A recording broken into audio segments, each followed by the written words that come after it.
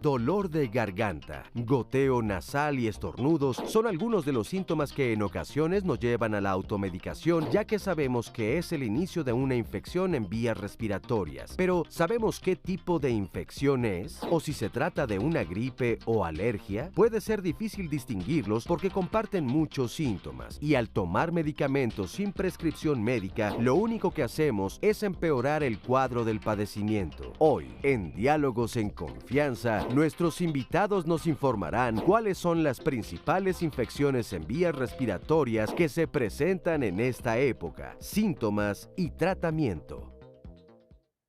Hola, ¿cómo están? Bienvenidos a Diálogos en Confianza. Qué gusto estar un lunes más con ustedes. Un lunes interesante porque vamos a hablar de las enfermedades de las vías respiratorias, las enfermedades más comunes que existen probablemente en medicina, motivo número uno de consulta y que todos nosotros las hemos padecido. Pero existen una gran cantidad de mitos y realidades sobre estas enfermedades, automedicaciones que no deben de ser, hablar de síntomas como si fueran enfermedades. Hoy vamos a aclarar todos estos síntomas, signos, y están aquí con nosotros especialistas que nos van a ayudar a hacerlo. Saludo como todos los lunes a Oscar Virués. ¿Cómo estás, Oscar? Muy bien, pues con mucho gusto de iniciar la semana y desde luego que nos acompañen y que sigan la transmisión de nuestro programa. Hoy un tema muy importante, platicaba hace unos días con amigos y decíamos, es que normalmente los mayores cuidados para el frío, para la baja de temperaturas o el cambio brusco de temperaturas, se piensa que es en noviembre, diciembre, ya enero y febrero no pasa nada y seguimos en invierno, desde luego, ¿no? Entonces el cuidado pues no puede desconcentrarse, no puede dejarse así como tal solamente. Pero bueno, esperamos sus preguntas y sus comentarios a través de las redes sociales. Desde luego que sigan el programa también a través de internet. La dirección es www.canal11.mx/diálogos. Pero también a través de la página de Facebook de Diálogos en Confianza podrán seguir el Facebook Live, es decir, el programa en vivo para que lo lleven a donde ustedes vayan. También la vía telefónica es un recurso para hacernos llegar sus llamadas y sus comentarios. El teléfono es el 51 66 40 00. Saludo con mucho gusto a todas las personas que hoy nos acompañan aquí en el estudio de Diálogos en Confianza. Por supuesto también a quienes nos pueden ver a través de la señal internacional de nuestro canal. Y bueno, pues ya estamos listos para recibir sus comentarios y preguntas. Y no se olviden que para mañana seguramente, ¿verdad? Ya está el programa en YouTube para todas las personas que no lo hayan visto. Me parece que es un tema muy interesante, muy importante, sobre todo porque nos vamos a dar cuenta que muchas veces estamos haciendo cosas que son malas para nuestra salud en esta época donde son más comunes las enfermedades respiratorias. Les voy a presentar a nuestros especialistas que nos acompañan el día de hoy. En primer lugar, el doctor Alberto Labra Herrera, bienvenido. Gracias. El doctor es otorrinolaringólogo del Instituto Mexicano de Medicina Integral del Sueño. Bienvenido, qué bueno estar aquí con nosotros. Gracias por la invitación. Y me da mucho gusto presentar también al doctor José Luis Sandoval Gutiérrez. ¿Cómo estás? Buenos días. Lo conocí cuando era interno, ya me rebasó. Y el doctor es neumólogo, intensivista de la Sociedad Mexicana de Neumología y Cirugía de Tórax. Doctores, bienvenidos, qué bueno que están aquí con nosotros. Antes de que empecemos la plática, tenemos una cápsula introductoria para ver qué son las enfermedades de las vías respiratorias. Vamos a ver. Las enfermedades respiratorias son muy frecuentes, sobre todo en época de otoño y invierno. ¿Por qué? Por los cambios climáticos, porque estamos todos, el hacinamiento es mayor, porque hace frío, cerramos, no ventilamos, el contacto es más estrecho y esto se promueve más a que nos infectemos en ciertos lugares. Las secreciones que tenemos a nivel respiratorio pueden contener agentes virales y posteriormente se pueden complicar con un agente bacteriano. Pero sobre todo hay que recordar que las infecciones respiratorias son de origen viral. Pocas se complican, menos del 10%, y algunos que tienen padecimientos alérgicos hasta el 15-20%, que pueden tener complicaciones de viral a bacteriana. ¿Esto qué quiere decir? Que no necesariamente para una infección respiratoria necesitamos antibióticos, porque si estamos usando y sobreusando el antibiótico, lo único que vamos a crear es una resistencia bacteriana y después cuando de verdad se necesite no va a servir ese antibiótico y tenemos que subir de nivel y podemos complicarnos. En niños muy pequeños el problema que tenemos es que las secreciones son muy espesas, aumentan mucho su cantidad de secreciones y eso hace que pueden después complicarse con problemas bronquiales, por ejemplo una bronquiolitis. Complicaciones de una infección respiratoria viral puede ser la bacteriana, como ya lo mencioné, es bajo el porcentaje y ahí hay que tener cuidado de una neumonía, una sinusitis. Las recomendaciones para prevenir las infecciones respiratorias, bueno, primero, una buena alimentación, una cantidad de líquidos importante para que limpien sus vías respiratorias, tratar de evitar lugares donde haya muchísima gente, tener cuidado cuando alguien está estornudando, de tener cuidado de taparse, o sea, adecuadamente, o sea, para que no ande contaminando el ambiente, acudir a su médico ante signos de alarma, mayor malestar, fiebre. ¿Por qué? Porque la influenza es un peligro que ya la tenemos y es epidémica, básicamente. Y sobre todo en esta época se ven más estos virus, rinovirus, influenza y parainfluenza. Hay muchas palabras clave en esta cápsula que acabamos de ver que son interesantes, como por ejemplo virus, bacterias, influenza, tos, etcétera. Pero lo que vamos a hacer en este programa, y les acabo de decir a nuestros especialistas, es que vamos a barajarlo desde lo más básico posible para que todas las dudas que les surgen a ustedes nos las manden. Aquí está listo Oscar para recibirlas todas y que queden perfectamente claros los conceptos. Primero que nada, doctores, si nos podrían explicar cuáles son las vías respiratorias. Aquí hay un punto bien importante. Vía respiratoria se puede dividir de manera muy general en dos grandes secciones. La vía respiratoria superior, que es, digámoslo así, de la garganta hacia arriba, y la vía respiratoria inferior, que es de la garganta hacia abajo. ¿Qué incluye de la garganta para arriba? A partir de cuerdas vocales, sería como nuestro límite. ¿Y qué hay arriba? Arriba tenemos la faringe, que es finalmente el tubo por donde pasa el aire. Tenemos la laringe, la parte con la cual articulamos la voz, cuerdas vocales y otras estructuras. Las anginas famosas, las amígdalas, en los niños los adenoides, que es como una tercera amígdala que está hacia arriba. La nariz, y dentro de la nariz algunas estructuras como el tabique famoso, que en realidad no es la parte externa. Siempre pensamos en el tabique y pensamos en la parte de afuera de la nariz. El tabique es una lámina que divide fosa izquierda y fosa derecha, y dentro de las fosas tenemos unas estructuras que se llaman cornetes, que son, por decirlo de alguna manera, los filtros de la nariz. Hay unas cavidades dentro del hueso, alrededor de los ojos, que se llaman senos paranasales, y esos senos paranasales son los que nos dan la famosa sinusitis.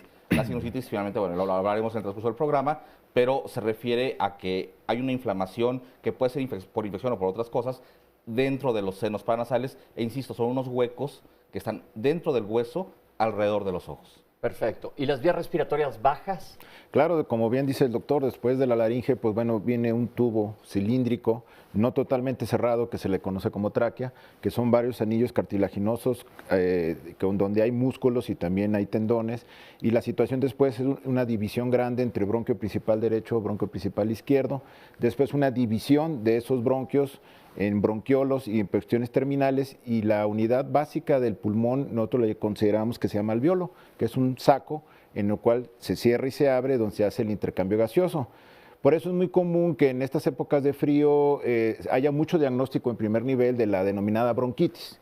O sea, porque la bronquitis, claro que sí, es un padecimiento que existe, pero generalmente va acompañada de otras situaciones. Aunque hay una bronquitis primaria, pero generalmente cuando esta es crónica, nosotros exhortamos a la gente que se haga un diagnóstico si es asma, si es fibrosis, si es neumonía y otras situaciones de vías aéreas inferiores. Bien, entonces, primero que nada, anatómicamente quedemos claros. Hay vías respiratorias altas o superiores y bajas e inferiores. Altas, ya nos explicó el doctor, es la nariz, el hueco que está atrás de la nariz que nos comunica con la garganta donde están las anginas que comúnmente se infectan. Estoy usando términos comunes y conocidos, y los senos paranasales, que son cuevas que tenemos adentro del hueso, que tienen una función específica y a veces se pueden infectar. Y las bajas es a partir de la laringe, que es la que nos da la voz, que es la tráquea y el árbol respiratorio. ¿Por qué le decimos el árbol respiratorio? Si nos imaginamos un árbol, es un tronco con sus ramas y luego las hojas. Si lo volteamos de cabeza sería lo mismo. Sería la tráquea con sus ramas y las pequeñas hojas son las unidades funcionales que el doctor acaba de mencionar, que es el alvéolo, en donde se lleva a cabo el intercambio de gases, es decir, en donde se lleva a cabo la respiración. ¿Cuál es el panorama de las enfermedades respiratorias en nuestro país? Como se comentaba al principio del programa, en la introducción, efectivamente son probablemente de las enfermedades más frecuentes diagnosticadas durante todo el año, pero particularmente en épocas de frío. No hay nadie, no hay ninguna persona en el mundo que no se haya enfermado algunas veces ya de las vías respiratorias, de infecciones, pero también un punto que es bien importante de alergias, que hay algunos síntomas que son parecidos y entonces mucha gente empieza a tomar medicamento para infección cuando realmente no están infectados, cuando tienen un problema alérgico y el tratamiento tiene que ser totalmente diferente. Pero vaya, la frecuencia de enfermedades respiratorias es altísima y básicamente todo el mundo hemos tenido en algún momento. ¿Cuáles son las más comunes de las enfermedades de las vías respiratorias? De la vía respiratoria alta, voy a empezar por ese lado. Sinusitis, rinitis, probablemente sea lo más frecuente. Sinusitis, que es inflamación de los senos paranasales, rinitis, que es inflamación de las estructuras de la nariz. Que generalmente van de la mano. De hecho, muchas escuelas prefieren hablar de rinosinusitis. Esto es de una inflamación, sea por infección, sea por alergia, sea por otras cosas, tanto de nariz como de senos paranasales. Difícilmente vamos a encontrarlas aisladas. Vaya una rinitis pura o una sinusitis pura, generalmente van las dos de la mano. Ok, perfecto. ¿Y de las vías respiratorias bajas? Claro, tenemos la tos, que hay un componente superior e inferior. También tenemos la bronquitis. También alguna gente puede hablar de una infección de vías respiratorias bajas como una neumonía. Puede tener algunas, digamos, expectoración, no necesariamente que haya confluido y haya hecho un cuadro neumónico, pero que sí haya hecho una traqueobronquitis. Y alguna gente, sobre todo en niños, las famosas sibilancias, que es por hiperactividad bronquial. Pero estos son síntomas, la tos y las sibilancias son signos y síntomas. Claro que sí. Y tenemos una cápsula que vamos a ver un poco más adelante sobre lo que nos explica qué es la tos, porque mucha gente dice, estoy enfermo de tos. Y la tos es que no es necesariamente, como lo vamos a ver más adelante, una enfermedad, sino un mecanismo de defensa del cuerpo. Estamos hablando de que existen infecciones y existen procesos alérgicos. ¿Cómo diferenciar uno del otro? Los síntomas de primera instancia. Una infección generalmente nos va a dar fiebre, generalmente nos va a dar ataque al estado general, esto es dolor de cuerpo, dolor de huesos, le decimos normalmente, me duelen las articulaciones, me duelen los huesos, es como generalmente nos referimos a ello. El ataque al estado general y la presencia de fiebre son dos indicadores típicos de infección.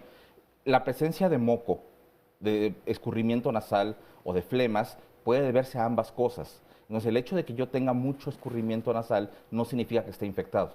Es un punto que es bien importante porque frecuentemente nos automedicamos. Entonces, la presencia de moco, incluso la presencia de tos y de estornudos, no necesariamente nos hablan de una infección, sino que nos pueden hablar de que está inflamada la vía respiratoria. ¿Cuál es el origen? Habrá que determinarlo. Entonces, aquí hay varios síntomas y la clave es saber qué es lo que lo está causando. Exactamente. Otra pregunta es, ¿cuáles son las poblaciones que están más en riesgo? Porque pues todo el mundo hemos tenido una gripa, un resfriado común y ahorita vamos a hablar de estas diferencias, pero ¿quiénes están más susceptibles a presentar este tipo de enfermedades con posibilidad de complicarse? Se puede presentar efectivamente a cualquier nivel, a cualquier edad, pero es mucho más frecuente que se presente en niños, sobre todo en niños pequeños que no tienen aún su sistema inmune, sistema de defensa bien desarrollado, o en personas mayores. Adultos mayores también frecuentemente tienen mayor posibilidad de complicarse, de que una infección respiratoria alta, por ejemplo, se vaya a su vía respiratoria baja y termine siendo una neumonía y termine estando internado, por poner un ejemplo. ¿Qué pasa con la teoría con la que hemos crecido todos del frío? ¿Qué tiene que ver el frío con las infecciones de vías respiratorias? El típico de las mamás, cuando te decían, Oscar, ponte un suéter, que decían, No ¿qué quiere decir suéter? Suéter es una prenda que usa el niño cuando la madre tiene frío.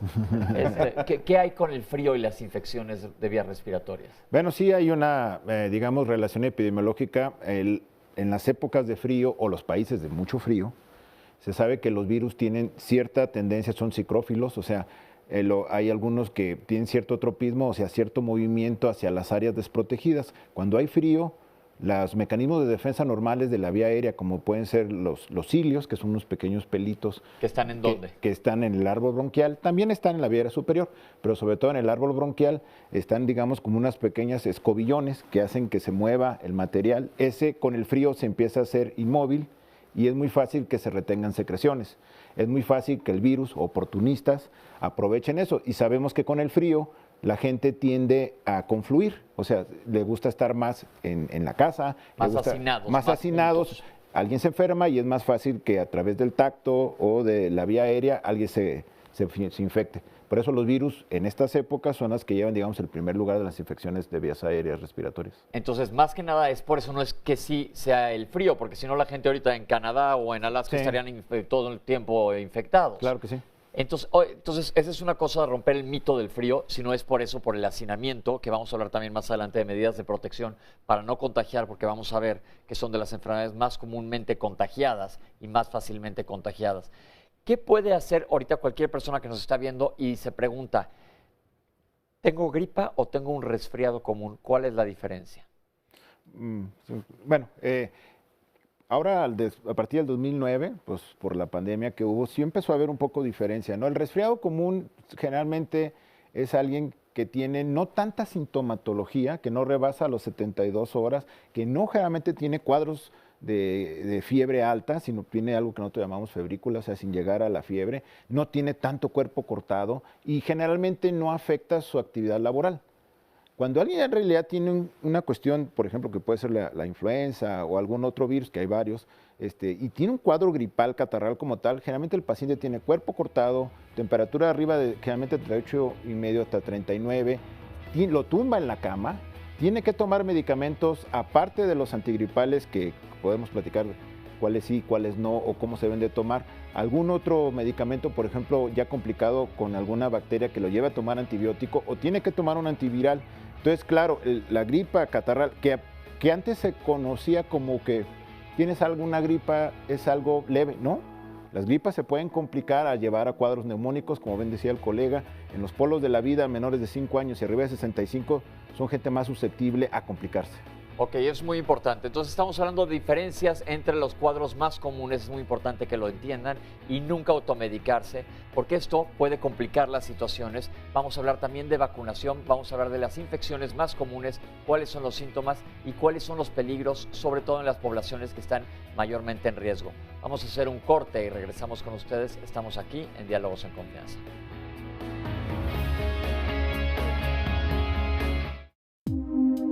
A veces es difícil diferenciar de un resfriado común de influenza porque hay, primero, las causas, ¿no? Un resfriado común se puede provocar por diferentes virus, los más comunes son rinovirus o coronavirus, pero hay otros virus que pueden provocar también resfriado, como adenovirus, virus sincicial respiratorio, que los síntomas de estos últimos virus son muy parecidos a influenza. ¿Qué nos ayuda? Uno, ayuda a la temporalidad. Influenza característicamente afecta en meses de invierno, o sea, estamos hablando, la temporada empieza en octubre, noviembre y dura marzo, abril más o menos, ¿no? El resto de los virus tienen otra distribución, por ejemplo, rinovirus puede presentarse a lo largo del año, pero sí los síntomas o la gravedad o la intensidad de influenza, digamos que es mucho más grave o mucho más agudo en comparación con un resfriado común. O sea, el paciente de verdad tiene un deterioro, se siente muy mal, tiene malestar general, requiere reposo, estar en casa, puede incluso presentar dificultad respiratoria. Son muy exacerbados comparados los síntomas con una gripa que hemos tenido todos 2-3 veces al año. Influenza es muy severo, muy agudo, muy súbito comparado con un resfriado común. Las similitudes entre influenza y resfriado común, pero una influenza, digamos, no complicada, podría simular un resfriado común. ¿Con qué síntomas? Algo de tos, dolor de garganta, fiebre, a lo mejor baja, niveles bajos, escurrimiento nasal. Básicamente eso podría simular un poco un resfriado común. Yo les diría que cualquier paciente que en esta época tenga fiebre, tos, dolor de cabeza, más alguno de los siguientes, escurrimiento nasal, dolor muscular, dolor articular, dolor de pecho, diarrea, que acudan con el médico. O sea, es necesario que los sean valorados, que no se automediquen y que se descarte o que se dé el tratamiento oportuno para influenza. Antes de irnos al corte hablábamos de la importancia de diferenciar esto, porque pues todos hemos tenido una gripa o un resfriado común, pero no todos hemos tenido influenza y desde ya hace varios años ha tenido mucho auge la influenza, sobre todo por el potencial peligro que representa para la salud de cada uno. ¿Qué tan frecuente es la influenza en nuestro país? ¿Me gusta? En 2009 tuvimos una epidemia en Ciudad de México Sí. y empezamos a tener un poco de terror a la palabra influenza. En realidad, bueno, es una enfermedad que se ha presentado desde siempre, ¿no? Mucha gente se quedó con la idea de que la influenza apareció de repente en 2009 en la Ciudad de México y de ahí para acá se convirtió en una enfermedad mortal. La influenza ha existido siempre, es un virus que ahí está, que ha matado mucha gente porque finalmente puede efectivamente llegar a complicarse y ser peligrosa finalmente para la vida. Pero algo que sí es bien importante es no tenerle pavor a la palabra influenza. El hecho de tener influenza significa que tengo una infección por un virus, específicamente el virus de la influenza, que es muy similar a la gripe común y corriente, a un resfriado más intenso, como se comentaba en la cápsula y como comentaba el doctor también hace un momento, y se puede presentar en cualquier edad y en cualquier persona. Es frecuente, vaya, no todo el mundo lo ha tenido. No todo el mundo ha tenido influenza alguna vez en su vida, pero sí, sobre todo en esas épocas, no es raro encontrar gente internada en los hospitales por culpa de influenza. ¿Qué puede pasar con la vía respiratoria baja, es decir, donde se lleva a cabo verdaderamente la respiración y la influenza? Generalmente el proceso viral por influenza hace que tengamos una inflamación bastante exacerbada de las vías aéreas, a tal grado que se despule el tejido bronquial, la mucosa que nosotros le llamamos, queda, digamos, totalmente roja, despulida y permite que no solamente el virus de la influenza, sino otros virus puedan coexistir ahí. Y en casos avanzados, quizás un 20 o 30% de la gente que está hospitalizada por esta situación viral puede tener una complicación bacteriana. Y todavía en casos más avanzados, un 10% de esos casos pueden hacer que algún hongo infecte la vía aérea.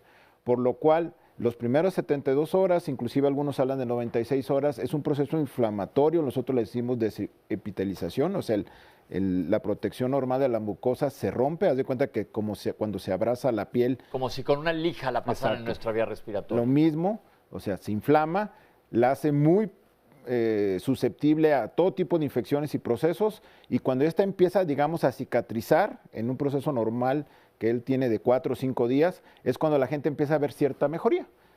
Pero esa mejoría puede ser más prolongada en algunos o tardar más porque necesita antivirales o otro tipo de medicamentos como antiinflamatorios para evitar que el virus se siga reproduciendo y siga afectando otras vías.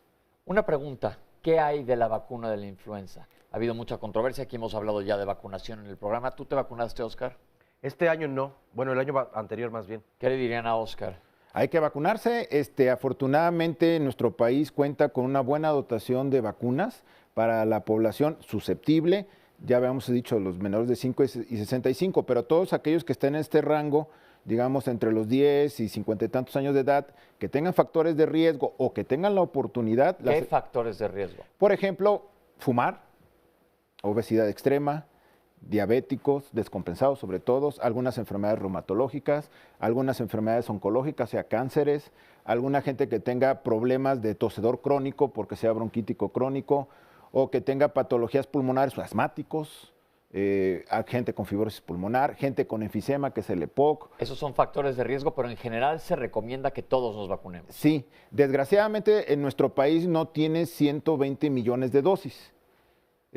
Son pocos países en el mundo que tengan tantas dosis para toda la población, y a unos que lo tienen, también como es voluntario, así sean hospitales o lugares de primer mundo, no todo el mundo se vacuna, eso está mal, pero en México tenemos al menos más de 30 millones de dosis para poder agarrar a la gente que tenga más susceptibilidad. Pero ¿cuál es la recomendación a la persona que nos está viendo en la televisión? Si usted tiene la oportunidad de vacunarse, hágalo, por favor. ¿Cuándo? Ahorita lo puede hacer todos los días, en excepción de fines de semana, en la Secretaría de Salud o en los hospitales de ISSSTE y Seguro ¿Todo Social. el año se puede vacunar? No, porque hay una temporalidad de vacunas. O sea, todo el año hay vacunas para diferentes tipos de enfermedades, pero la de influenza generalmente se aplica de octubre a marzo. Ok, eso es importante. Vacuna que hay que aplicarse de octubre a marzo para evitar esta enfermedad de vías respiratorias altas que tiene potencial de complicarse. Oscar, parece que ya tenemos algunas llamadas por ahí. Así es, la primera llamada es de Santiago Bautista. Todas las mañanas amanezco muy mormado y con flemas desde hace mucho tiempo. ¿Qué es lo que puedo hacer? Teresa Morales, ¿puedo inhalar oxígeno de un tanque directamente? ¿Es recomendable hacerlo diario o con qué frecuencia se debe hacer? Ivonne Mora, desde hace 8 meses tengo la nariz constipada. El moco es verde, ya me realicé una tomografía de senos paranasales. El médico me dice que es necesario operar ya que el tabique está desviado. Durante este tiempo he tomado oximetazolina, la cual me ayuda un poco a aliviar los síntomas. He llegado a usar 3 o 4 veces spray. ¿Qué es lo que puedo hacer? Laura Martínez, tengo bronquitis aguda desde que nací. Hace 2 años me puse muy mal y el neumólogo me canalizó con el otorrino, con la única consulta que tuve. Me dijeron que tenía malformación congénita de los cornetes y entonces no sé si tengo esos filtros que dicen en el programa. Me mandó un spray para la congestión, se llama Rimelón y es mometasona, pero no sé si se debe vivir con esa malformación, si tiene solución con cirugía o voy a estar usando medicamento durante toda mi vida. Por otro lado, también nos dice Marta O, ¿hasta qué grado es normal que se enferme de gripe una nena de 4 años sin adenoides y amígdalas? Abrilig, ¿cómo saber que mi cuadro respiratorio es alergia? ¿A quién acudir? Estoy enfermando con frecuencia. Gracias por la respuesta. Por otro lado, nos dice María Esperanza García Pérez, se necesitan más programas para que la gente aprenda a prevenir las enfermedades. Una de las cosas que más afecta sin duda alguna es la pobreza, la mala información, la maternidad y paternidad temprana que tienen donde no hay conocimientos de prevención de enfermedades respiratorias y cuidados de alimentación salubre, así como cuidados básicos hacia los hijos. Les resta responsabilidad y debemos capacitar a la gente en todas partes. Nos mandan muchos saludos también Mane Sanet, Alicia Araceli Gómez Martínez, Fabiola Rosas, Angélica Virgen Magaña, Susi Martínez, Samantha Reyes, García Pérez Anayeli, Ángeles Trujillo, Diana Béjar desde Cancún, qué rico en este momento, Maricruz Zavala, Juan Carlos Espinosa, el Lucero Alcalá, y esta otra pregunta es de, justamente de Lucero Alcalá. No, felicita el programa más bien. Paloma Herrera también. Y Humberto R. Zafiro nos dice, acostumbro no encender el calefactor y bañarme con agua fría corriente. Por experiencia sé que eso me ayuda a no enfermarme en épocas de frío. Bastó que yo me encontrara en casa de un pariente con la casa muy caliente por la calificación. Salí al frío ambiente y con eso tuve para que comenzara el carraspeo. Y ya con eso todo se me vendrá encima. Estoy actuando bien para prevenir mis afecciones e infecciones de vías respiratorias, bañándome con agua fría y evitando el clima artificial caliente, ¿o no? Bien, recuerden que todas las preguntas que nos hacen las estoy yo anotando aquí y si no salen a lo largo del programa, las vamos a responder una por una en el bloque 6 del programa. Entonces, síganos mandando porque queremos que queden perfectamente claros todos estos conceptos. Y una más, perdón, este es interesante. Nos pregunta Magda Velázquez, ¿cuánto dura un virus en el cuerpo y cuánto en el ambiente? Mi hijo sale de sincicial. Virus sincicial respiratorio. Exacto, sí. y tengo un bebé recién nacido. Ok, eso es interesante. Hablemos, doctores, de los tiempos de incubación. Pero primero que nada, vamos a también aclarar otro punto. Dijimos que íbamos a desglosar esto desde el principio. ¿Cuál es la diferencia en que sea una infección viral o bacteriana? Porque hemos hablado de los dos y cuáles son más comunes. La mayor parte de los cuadros suelen comenzar como una infección viral. Un virus es un tipo de microbio, un tipo de microorganismo que tiene características muy particulares, punto bien importante, que no se muere con antibióticos. Y esto es algo trascendental porque si tengo una infección viral y meto antibiótico a mi cuerpo, no me sirve absolutamente de nada. Puede ser malo. Inclusive. Puede ser incluso malo, puede ser contraproducente. Se comentaba en la cápsula al principio del programa, lo que estamos haciendo al meter antibióticos cuando no hace falta es favorecer la presencia de resistencias. Y la gente dice es que el antibiótico va perdiendo la fuerza. No, el punto es que el bicho, el microbio que está dañándome, está haciéndose resistente porque estoy metiendo el medicamento cuando realmente no hace falta. Entonces, un punto que aquí es bien importante y probablemente sea, desde el punto de vista público general, lo más importante en la diferencia entre virus y bacteria es que el virus no se va a morir con antibiótico y es lo más frecuente. O sea, muchas infecciones suelen empezar con un problema viral y eventualmente complicarse con un problema bacteriano. Pero el punto es, si mi problema es viral y yo meto antibiótico, no me va a servir absolutamente de nada. Ok, eso es muy importante. Los virus son cierto tipo de microorganismos y las bacterias son otros. Son totalmente diferentes. Las bacterias sí se curan con antibióticos, pero los virus no se curan con antibióticos. Por lo tanto, no hay que utilizar antibióticos a menos que te los recete un médico. ¿Por qué? Porque por un lado vas a darle en la torre a la microbiota, a los gérmenes que viven en ti de manera sana, que conviven con nosotros. Estás haciendo resistente probablemente a algún microorganismo contra este antibiótico y eso, yo siempre he dicho, el fin del mundo va a ser un bicho que no podamos matar nadie, ¿eh? Y otro, no, estás gastando neciamente porque no son baratos los antibióticos, te van a lastimar probablemente también el estómago, pueden tener efectos colaterales y no te van a servir. ¿Qué porcentaje de las infecciones de vías respiratorias en general son virales y qué porcentaje son bacterianas? 70% virales, el resto, el 30% bacterianas. Es mucho más frecuente los virus. Ok, ese es un punto importantísimo de este programa. Recuerden que es mucho más común por virus que por bacterias. Doctores, ya que hablamos de la influenza, vámonos un poco más abajo en las vías respiratorias. Bueno, vamos a detenernos un poco a hablar de sinusitis. ¿Qué es y por qué se presenta? Bien, sinusitis hablábamos al principio del programa de los senos paranasales, huecos, cuevas dentro del hueso, debajo de los ojos, entre los ojos y arriba de los ojos. Existe 4 tipos, digamos, 4 localizaciones de senos paranasales: los senos maxilares abajo de los ojos, los senos etmoidales entre los ojos, frontales arriba de los ojos, y justo en el centro de la cabeza está un cuarto seno paranasal que se conoce como seno esfenoidal. Todos ellos son cavidades que están llenas de aire, que tienen sus funciones. Están cubiertas por el mismo tipo de tejido, de mucosa se llama. La mucosa, para la gente que no lo conozca, es, digamos, la piel interna, lo rosa que nos cubre por dentro.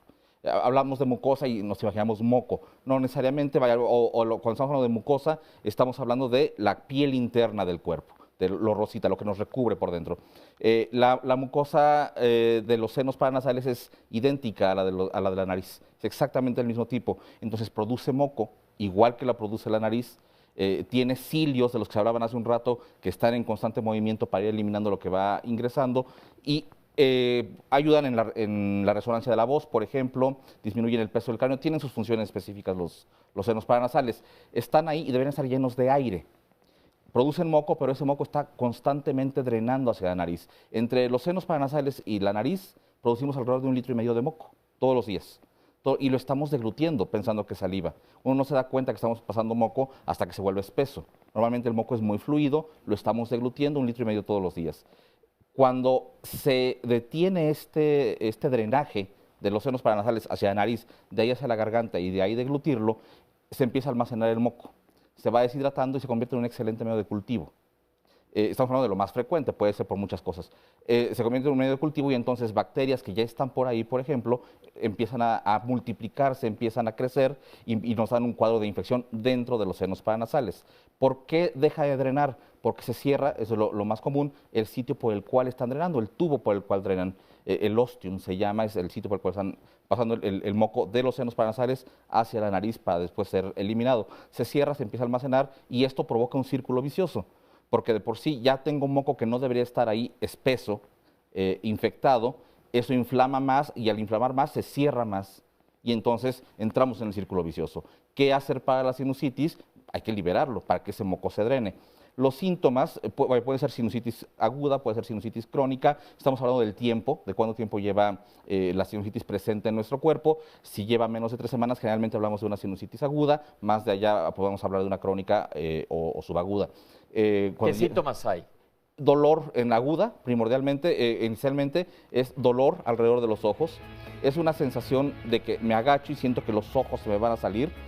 Y en la aguda suele haber fiebre y ataque al estado general. Ok, y esto hay que diagnosticarlo para tratarlo de manera adecuada cuando se presentan estos síntomas que generalmente van asociados a síntomas de un resfriado común. Oscar, te veo con preguntas por ahí.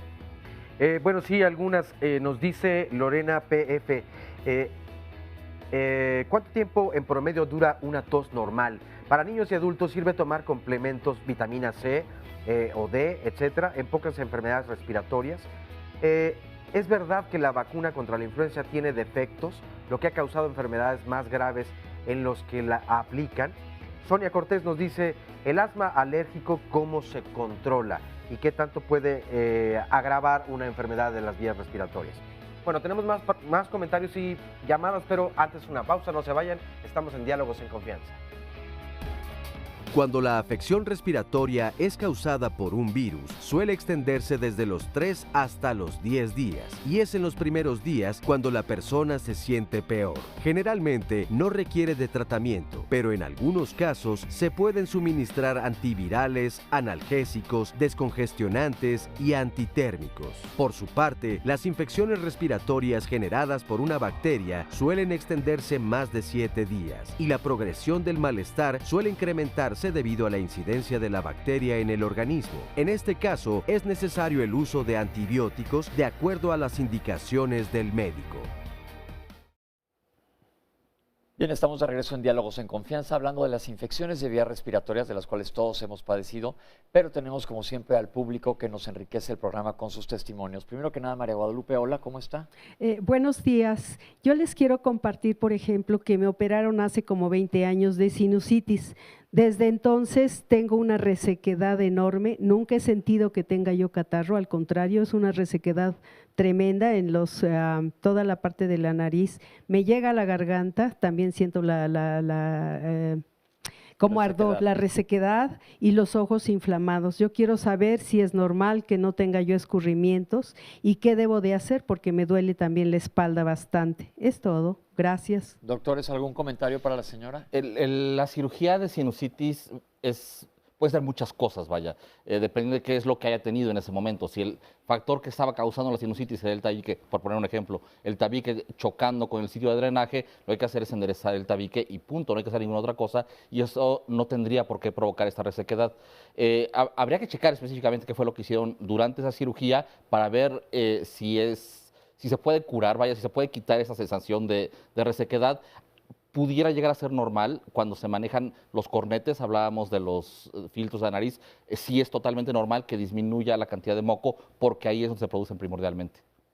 Ok, ¿le queda claro? Sí, pero también sabe que me duele bastante la frente, ¿verdad? Y mi pregunta es si no tengo ahí el moco, no sé, pues retenido, qué sé yo, me duele bastante la frente y los ojos inflamados siempre. La cosa es, aquí bien importante, que acuérdense que en la televisión nunca hay que dar consultas, lo que hacemos es pedir una recomendación sí, claro. Y lo ideal es acudir con uno de los especialistas para que se trate específicamente qué es lo que está sucediendo, porque dice que le duele la espalda, que seguramente no tiene nada que ver con esta molestia en los ojos y ver cómo está su secreción. Entonces la recomendación es que acuda con un otorrinolaringólogo. ¿De acuerdo? Gracias. Ok, gracias. Y Lupita, ¿cómo está? Muy bien, buenos días a todos. ¿Qué nos va a platicar? Bueno, yo hace 3 años me enfermé de una gripe, entonces de ahí me mandaron muchos medicamentos y entonces a los 7 meses me dijeron que yo tenía asma bronquial. Entonces, a los 7 meses de estar tratada. Sí, tratada. Entonces después me dieron medicamentos, me dieron discos, me dieron inhaladores. Y ahorita pues sí estoy un poquito mejor, pero siempre tengo continuamente la tos, siempre. Bueno, una cosa importante, la gente que tiene asma, doctor, si nos quieres comentar sobre el asma, ¿qué pasa con las infecciones y los pacientes asmáticos? Bueno, la época invernal y los pacientes asmáticos los hace muy sensibles, muy susceptibles a que tengan este tipo de infecciones de vías aéreas, tanto superiores como inferiores. Es importante, el tópico de asma es muy importante retomarlo porque depende de las estadísticas, pero al menos un 6% de nuestra población tiene asma. Lo importante, como usted me dice, es que lleve un control de un estudio que es diagnóstico y también pronóstico, que se llama la espirometría, en lo cual usted sopla a través de un tubito y se ven los volúmenes pulmonares. Muchas veces el asmático llega sin el diagnóstico por una tos que no se le quita, y lo que son bronquios que se cierran, por lo cual hay ese pequeño silbido o gatito que dicen en la noche, como si fuera un maullido, que hablan de una dificultad para exhalar el flujo a través de las vías aéreas cerradas. Entonces, para llevar un buen control, porque ya comenta que usted lleva varios medicamentos, es conveniente que se haga una espirometría, lo cual lo puede hacer generalmente con su neumólogo de adultos, o otros especialistas también cada vez retoman más este estudio. Ok, gracias. ¿Le quedó claro? Sí, claro. Tiene que estar en contacto con su neumólogo continuamente. Sí. Muchas gracias, Lupita. Y ahora vamos a ver justamente una cápsula que nos habla entre la diferencia entre la alergia y un proceso infeccioso. Vamos a verla. Las enfermedades alérgicas son aquellas enfermedades cuya manifestación es por una respuesta anormal ante un agente, por ejemplo, un polen de árbol, maleza, un epitelio de animal, el polvo. Es una respuesta exagerada a algo que se está teniendo en un paciente que tiene predisposición genética para producir sobre todo inmunoglobulina E. Cuando un niño o un adolescente se expone al polvo, al polen, en cierta época del año, puede tener manifestaciones. Estas manifestaciones de las enfermedades alérgicas pueden ser a varios niveles. ¿Por qué las enfermedades alérgicas tienen mayor incidencia en ciertas épocas del año? Por ejemplo, otoño y invierno. Otoño y invierno son características muy interesantes porque los cambios climáticos, el frío, la humedad que tenemos en ciertas áreas y en individuos que están sensibilizados a los pólenes de los árboles, sobre todo fresno, trueno, pirul. Entonces los pólenes hay aumento en su concentración y esto implica que los respiremos más. Luego estamos en un ambiente que hace frío, ¿qué es lo que hacemos? Nos tendemos a encerrar. Y esto también, al encerrarse uno en su casa, está en contacto con ciertos alergenos, como es el polvo de la casa, de las alfombras, y todo esto conlleva a que son alergenos, es decir, me van a estimular mi alergia y yo voy a tener manifestaciones. La recomendación básicamente no es que se encierren, ¿no? Porque ya vimos que deben de ventilar. Se debe de ventilar. Si tenemos este tipo de cobertores, pues deben de tener fundas especiales, o si no, sacarlos, sacudirlos todos los días afuera, que les dé el sol. Si es alérgenos como pólenes de los árboles, pues básicamente no puedes evitar que vuelen los pólenes de fresno o de pino o de pirul. Entonces lo que se hace ahí, tienen que ir con su médico, y sobre todo el alergólogo es el especialista que ve estos padecimientos básicamente. De esta manera él puede hacer una serie de pruebas y determinar a qué está sensible el paciente y darle tratamiento para que tolere el ambiente.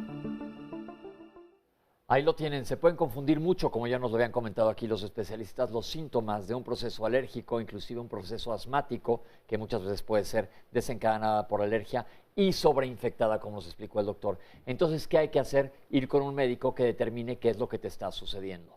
Doctores, volvamos a las enfermedades, sigamos más para abajo, en la vía respiratoria. ¿Qué pasa con la garganta? Estoy malo de la garganta, estoy ronco, estoy tosiendo, me arde al tragar. ¿Qué es esto? Cuando están afectadas las cuerdas vocales, que son las encargadas de producir la voz, lo que tenemos es justamente que hablamos ronco. Hablamos, disfonía se llama, tenemos disfonía, entonces al estar inflamadas las cuerdas vocales empezamos a hablar un poco ronco. Cuando tenemos esto hablamos de laringitis específicamente. Bueno, la laringitis implica que evidentemente que la laringe está inflamada y la principal manifestación es justo esto, el estar ronco. Sin embargo, hay otras cosas que pueden provocar hablar ronco. Y una de ellas, que aparte en los adultos es muy frecuente, es reflujo. Si el ácido de mi estómago está subiendo hasta la garganta, quema las cuerdas vocales y esto me va a provocar también hablar ronco. Entonces, otra vez, el hecho de que esté hablando ronco no significa necesariamente que esté infectado. Pero, por ejemplo, en una persona con un problema crónico agudo, estamos hablando de infecciones respiratorias agudas, de la garganta, ya hablamos de laringitis, que puede ser ronquera, la tos o el ardor al tragar, que todo el mundo hemos pasado por eso, faringitis, ¿qué tan común es? También es muy frecuente, vaya, y es de hecho un componente muy frecuente, es prácticamente toda la gente que tiene infección de vía respiratoria alta tiene un componente de faringitis, y ahí justamente lo que tenemos es dolor al pasar los alimentos, ardor en la garganta, y esto se presenta por la inflamación en el tubo. Hablábamos hace un rato la diferencia entre faringe y laringe. En la faringe el tubo está inflamado, entonces duele al momento que estamos pasando los alimentos y tenemos dolor y ardor. Van muy de la mano, dado que son estructuras que están muy cercanas, es muy fácil que tengamos las dos, o que tengamos una y que se pase a la otra. Una laringofaringitis. Una laringofaringitis, o que empiece como una faringitis y se pase a una laringitis, o al revés. Es muy común. Esa es una infección al nivel del cuello en la garganta, la típica infección de garganta que todo el mundo hemos tenido también. También son, y aquí yo creo que probablemente es el abuso más grande de antibióticos que existe Sí. es probablemente en problemas de la faringitis. garganta. En faringitis. crónica y aguda, en las dos, vaya, el cuadro que me viene de repente, el agudo, y empezamos con el antibiótico cuando realmente no era necesario, y el crónico, tengo una tos crónica, tengo una tos de mucho tiempo de evolución, y entonces estoy infectado y tomo antibiótico y empeora. Cuando es por reflujo, la tos va a empeorar por culpa del Entonces, antibiótico. ¿cuál es la recomendación? Hablando de infecciones de la garganta, ¿son virales la mayoría? Pueden ser virales, pueden ser bacterianas, lo más común es que sean virales. al Lo igual más que virales. porque volvemos a lo mismo, el chiste es que no utilicen antibióticos ni se automediquen, porque sucede también que la gente utiliza el antibiótico que ni siquiera es el adecuado para la vía Exacto. respiratoria, no sabemos cuál germen es, no el antibiótico mata a todos los gérmenes y también no sabemos ni dosis, ni cuánto tiempo, ni especificaciones. Me voy a detener todavía más en la garganta. ¿Qué hay de las amígdalas? Justo- Las anginas. Justo estaba pensando que era importante hablar de ellas. Las amígdalas son estructuras de defensa del cuerpo y están ahí y tienen su función. De repente, algunos otorrinos pecamos de quitarlas de más. Sí, sí sucede, desgraciadamente se operan y hubo alguna época en los años 70, 80 en los que se operaban casi por moda y los papás decían es que a mis hijos les quitaron las anginas uno tras otro. A mí. Sí, estaba como de moda hace algunos años. Tan malo eso como decir no se debe operar nadie. Es igual de malo, ni siempre ni nunca. ¿Quién se debe de operar de las anginas? Las indicaciones, una indicación frecuente, y había sido durante muchos años como las indicaciones más frecuentes, era la infección. Si me enfermo cierto número de veces durante tantos años, esto es una indicación para cirugía. La presencia de una bacteria en específico, un estreptococo en específico en la garganta, que podría predisponer para fiebre reumática, también es una indicación. Pero las indicaciones actualmente para quitar las amígdalas se están cambiando. Ya no es tanto la parte infecciosa, sino que se están yendo más hacia la parte obstructiva. Si mis anginas, mis amígdalas están muy grandes y estorban al paso del aire, esa actualmente es la principal indicación para quitarlas, independientemente de que se infecten o no. Hace algunos meses estuvimos por acá hablando de problemas de sueño y en los niños específicamente, un niño que ronca, en nadie es normal roncar, pero en un niño mucho menos. Y en la mayor parte de los niños cuando están roncando es por eso, porque las amígdalas y las anginas y las adenoides, que es como una tercera angina arriba en la división entre nariz y garganta, están crecidas, no permiten que el aire pase. La principal indicación actualmente para cirugía es la obstrucción, ya no tanto la infección. Y me voy a detener nada más un momento aquí que se tocó también el punto de un estreptococo. Hemos escuchado hablar de ese. El estreptococo puede vivir crónicamente en nuestras anginas y es importante matarlo. ¿Por qué? Puede vivir crónicamente y predispone para la presencia de fiebre reumática. ¿Qué es la fiebre reumática, Es doctor? una infección en la cual el sistema inmune, el sistema de defensa, reconoce a la bacteria, a este microbio, lo identifica como algo extraño, pero al momento que hace defensas contra ese microbio, empieza a atacar otras partes del cuerpo, específicamente el corazón, los riñones. Corazón, riñones y articulaciones, es común Articulaciones. que se afecten por la fiebre reumática. Entonces es importante que si tu hijo continuamente tiene problemas de garganta, vaya con el especialista para ver qué es. El doctor decidirá si hace un cultivo y buscará si existe esta bacteria para darle un tratamiento específico. Y si es necesario, las anginas han crecido, que a veces abres la boca y las ves como pelotas de golf con cráteres llenos de pus, es necesario muchas veces quitarlas. Ok, Oscar, parece que ya te estás llenando más de llamadas. Sí, así es, muchas más. Qué bueno. Jesús Manuel González nos dice cómo se puede identificar con los padecimientos que están mencionando la tos del fumador con flemas. Un anónimo de Iztacalco, ¿qué tipo de cuidados debe de tener una persona con una rinitis crónica? Guadalupe Zavala, mi hija tiene 7 años, es alérgica, asmática y tiene reflujo. Está en tratamiento de alergias. ¿Es recomendable que se le ponga vacuna de la influenza o no? Eloísa Soto, antier murió mi hermano de acidosis mixta. ¿A qué se debió el diagnóstico? Él empezó con neumonía. Lourdes nos dice, cada diciembre me da gripa y me dura como 2 meses. ¿Qué es lo que puedo o debo hacer? Ofelia Camacho Zurita, soy una persona de 74 años y me diagnosticaron hiperreactividad bronquial. Creo que es viral y me dieron unos spray y sigo igual y entonces quería consultarlo con los doctores. Alina Novoa, mi hijo tiene 20 años. Desde los 11 padece de las vías respiratorias. El otorrino me dijo que la última consulta que el problema es que tenga alergia. La constante en él es una tos seca. ¿A qué especialista entonces lo debo llevar? José Balbino Macías, mi esposa tiene alergia desde hace muchos años. El doctor solo le da loratadina. ¿Con qué otro medicamento se le puede curar esa alergia? Josefina García Islas, de Mineral del Monte en Hidalgo. Saludos. ¿Qué clase de vitaminas pueden fortalecer al pulmón? Esta otra llamada es de Teresa Guevara. Me duele la nuca desde hace como 20 días. Tengo zumbido en la cabeza como si estuviera adentro de una olla, como con eco, me retumba y el dolor es persistente. No se quita y no me deja dormir. Con flemas de color amarillo con tantita sangre. También tuve calentura. He tomado medicina homeopática y unas inyecciones de dexametasona. Me sigue sintiendo mal. ¿Se trata de una infección de garganta que se pasó a mis oídos? ¿Qué es lo que debo hacer? ¿Hay algún tratamiento que me puedan recomendar? Esta es un comentario de Rebel Mafalda. Dice, yo padezco alergias y me da sinusitis y tengo el tabique nasal desviado. Mi otorrino actual me recetó Montelukast y mucha vitamina C, pero me dice que debo operarme la nariz porque así podría eliminar mis cuadros alérgicos. ¿Eso sería necesario? Y Lorena PF, que nos había dicho que qué tan bueno era vacunarse contra la influenza, que porque ella había escuchado algunas complicaciones, nos extiende también un poco más adelante. Yo me vacuné contra la influenza y desde entonces tengo alergias frecuentemente, así lo identifica. Y bueno, hay más llamadas, más comentarios, pero bueno. Vamos, recuerden que no podemos dar consultas por la televisión, ni se debe, es poco ético, no se debe de hacer, no podemos comentarles aquí qué medicamento tomes ni qué hacer, sino acudir con tu médico. Cada quien somos individuos, hay que ver el cuadro de cada uno, no podemos aquí en la televisión decirles qué tomar de manera generalizada y por respeto a ti como paciente tienes que atenderte adecuadamente. Nos preguntan varias gentes que ya hablamos de la diferencia entre alergias y infecciones, que es una cosa común, y peligros de la vacuna, que sí me gustaría que comentaran. Yo estoy vacunado, la primera vez que me vacuné, sí me sentí muy mal el primer día que me vacuné, pero me duró mal el sentirme mal unas 8 horas y el otro día estaba perfecto, y cada año me vacuno contra la influenza. ¿Qué podemos decir? Porque hay muchos mitos, y dice alguien que se volvió alérgica después de ponerse la vacuna. ¿Qué podemos decir, doctor? Bueno, sí, la vacuna de influenza existe desde hace décadas. A partir del 2009 se popularizó porque había una tradición de no vacunarse mucho.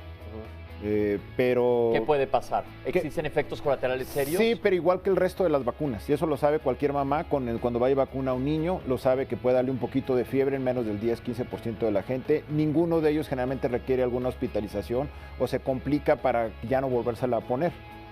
Es decir, los efectos colaterales generalmente son locales a la vacuna, no se asocian a alergias que te duren para siempre después de esto y puedes sentirte mal, tener algo de fiebre ese momento, esa noche, que fue lo que me pasó a mí, pero se me pasó y estoy vacunado, estoy cubierto. Entonces es poner las cosas en una balanza, como dice el doctor, todas las demás vacunas pueden prender, como dicen los pediatras, y tener un efecto colateral, sobre todo de unas horas a un día, pero después está bastante bien el paciente. Entonces la recomendación es, como dijeron los doctores, si se puede, vete a vacunar. Ahorita regresamos, estamos en Diálogos en Confianza hablando de infecciones de vías respiratorias.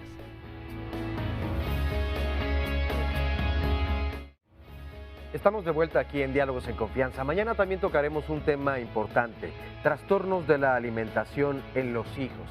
Y es que en nuestra cultura, hoy la forma en que nos alimentamos, desde luego, cobra cada día más importancia, porque alrededor también de todo ello hay una gran maquinaria de estrategia, de mercadotecnia, que te dice qué alimentos debes de comer, cuáles no. Estos te van a ayudar a estar bien nutrido y el ejercicio que debes de realizar.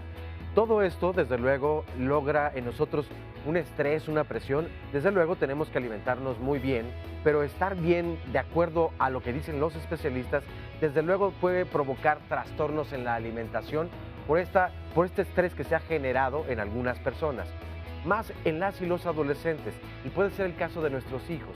Entonces, ¿ante qué especialista debemos acudir? ¿Qué es lo que debemos hacer?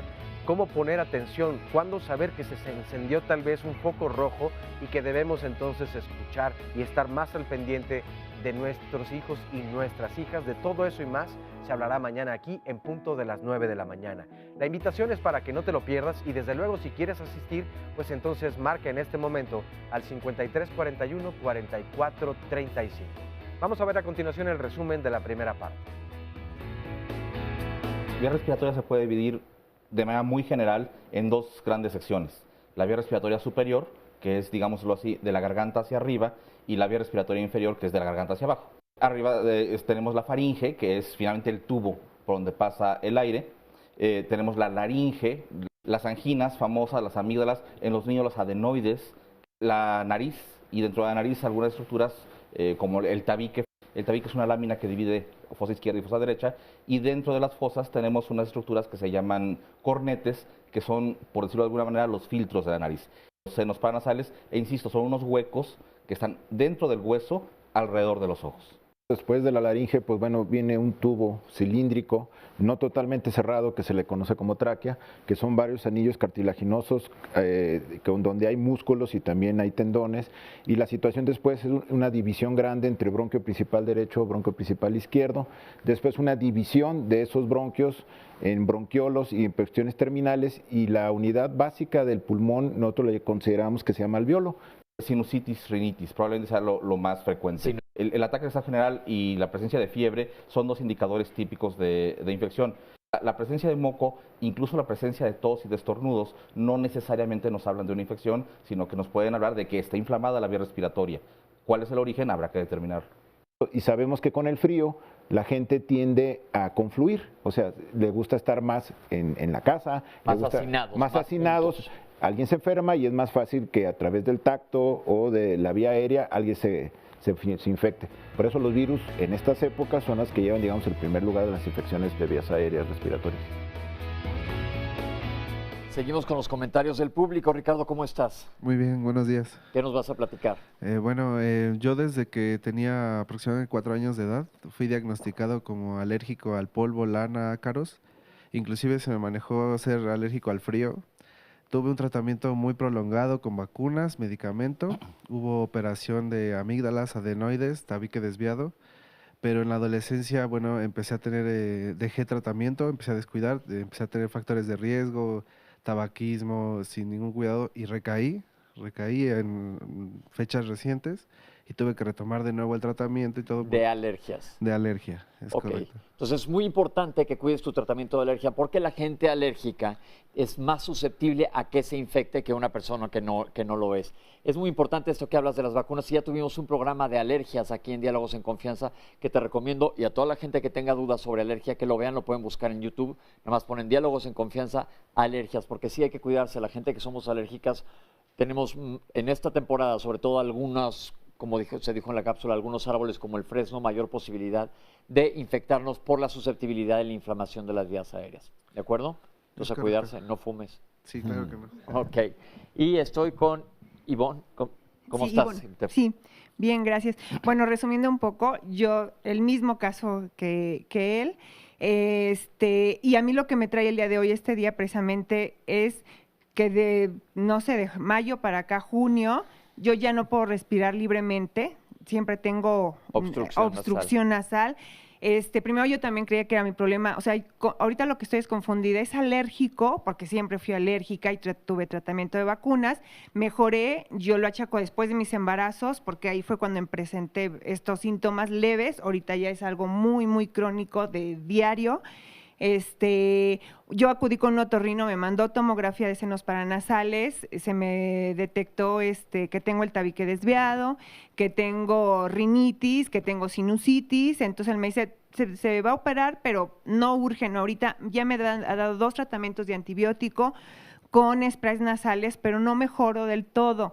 Y yo he caído como en un vicio me han dado el Avamis, me han dado el Omnaris, pero el único que de momento, porque yo sé que es momentáneo. No recomendemos medicinas. Hay un medicamento que me destapa, pero yo sé que ese medicamento no es la solución, pero pues es como, si estoy desesperada, no respiro y en las noches es horrible. Entonces mi pregunta es, hay mucha gente que me ha dicho, retoma tus vacunas, regresa a un instituto de alergias y regresa a las vacunas. Otra gente que me dice, no, opérate porque la sinusitis, porque los cornetes, y yo estuve bien. Entonces, mi pregunta es, en base a esto, ¿qué hago? no sé qué hacer. Ahí sí, como dijimos hace rato, hay que individualizar cada caso, no se pueden generalizar todos. Ahí es la recomendación del otorrino, no sé si hay alguna recomendación más, porque una cosa es ser alérgica y otra cosa es tener el tabique desviado, y se pueden tener las dos cosas. Y hay mucha gente que la operan pensando que se le van a quitar las alergias por el tabique o por los cornetes hipertróficos y no se mejoran. Entonces, ¿cuál es la recomendación? Los otorrinos de repente operamos más tabique del que deberíamos, sucede lo mismo que con las amígdalas, pensando que cualquier obstrucción nasal es secundaria a tabique desviado. No es así. Pequeñas desviaciones no necesariamente van a dar obstrucción nasal. Es mucho más común que la nariz esté tapada por culpa de los cornetes, y por cómo platicó el cuadro ahorita, por cómo se ha ido dando desde el embarazo, yo pensaría que de primera instancia son los cornetes. El embarazo per se, el embarazo por sí mismo puede dar obstrucción nasal, la gripe de las embarazadas, que se conoce como rinitis gestacional, y tiene que ver con el embarazo mismo. Vaya, la nariz se tapa por el embarazo, y muchas mujeres embarazadas que tienen su nariz tapada, tengo gripe desde que me embaracé, o desde el mes 4 o 5, están tomando antibiótico. No hace falta antibiótico. Lo que hay que dejar es algunos de los medicamentos que comentó, y sabemos que en la gran mayoría de las personas, de las mujeres embarazadas, en el momento en que nace el bebé o poco tiempo después, solito va a mejorar en cuanto se nivelen sus hormonas. Pero hay un detalle, está utilizando ya un medicamento que al final no se dijo el nombre, pero me imagino qué tipo de medicamento es, que están provocando un efecto secundario y que efectivamente no están solucionando nada y están haciendo que el problema se perpetúe. Entonces sí hay que checarlo. Yo creo que son los cornetes, pero hay que checarlo con calma. Recuerden que cada quien somos una persona individual y cada quien nos merecemos un trato individual, sí, claro, no de manera generalizada. Y les vuelvo a recomendar ver el programa de alergias, porque estamos recayendo mucho en hablar de alergias cuando estamos hablando de infecciones, y sí es muy importante hacer la división. Vamos, para cerrar el tema, a ver una cápsula sobre la vacuna de la influenza. Una vacuna es una sustancia que trae podremos decir, antígeno o inmunógeno. La administramos, porque puede ser inyectada o tomada, va a hacer que nosotros hagamos anticuerpos contra este antígeno, que es contra una enfermedad. Eso es una vacuna y sirve para prevenir una enfermedad infecciosa.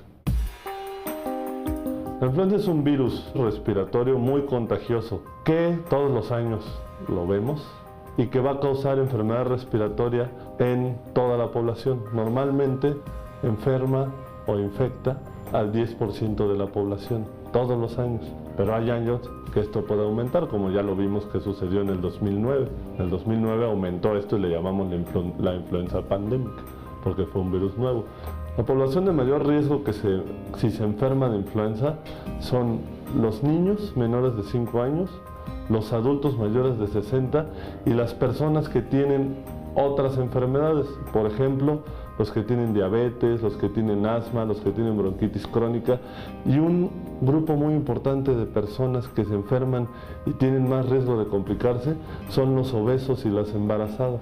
Esta vacuna se debe aplicar cada año. ¿Por qué cada año? Hay dos razones. La primera, porque cada año la vacuna cambia los virus que trae. Hay dos vacunas de influenza ahorita en México.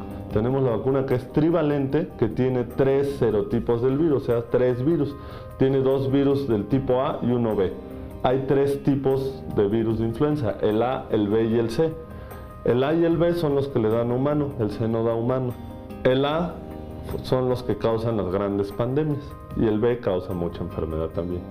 La vacuna está hecha con 2 virus A y 1B, la trivalente, y la cuadrivalente son 2 virus A y 2 B. Esta vacuna está hecha de virus fraccionados e inactivados, no trae virus vivos, sino los virus se mueren, los matan, los desactivan y los rompemos. Entonces solo hay proteínas del virus en la vacuna. Está demostrado que esta vacuna, después de 6 meses de haberla aplicado, disminuye los anticuerpos. Y entonces hay que poner una nueva para aumentar los anticuerpos. La única manera que tenemos real para prevenir este virus es la vacuna. La vacuna contra el virus de influenza. Hay otras acciones que podemos hacer para disminuir el riesgo de infectarnos, pero eso no nos asegura que no lo logremos. Una de las acciones que es muy eficiente y que está demostrado que disminuye hasta el 50% de la propagación del virus es el lavado de manos. El lavado de manos bien hecho disminuye hasta el 50%. El sector salud tiene muchas vacunas y las está aplicando.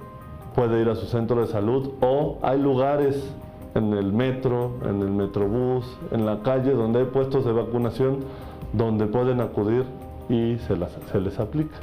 Yo invito a toda la población a que se aplique la vacuna de influenza. Bien, perfecto, con esto complementamos lo de la vacuna de la influenza y les pregunto, ¿existe alguna otra vacuna que se recomiende aplicar en esta temporada? Bueno, para un tipo de pacientes existe la vacuna del neumococo.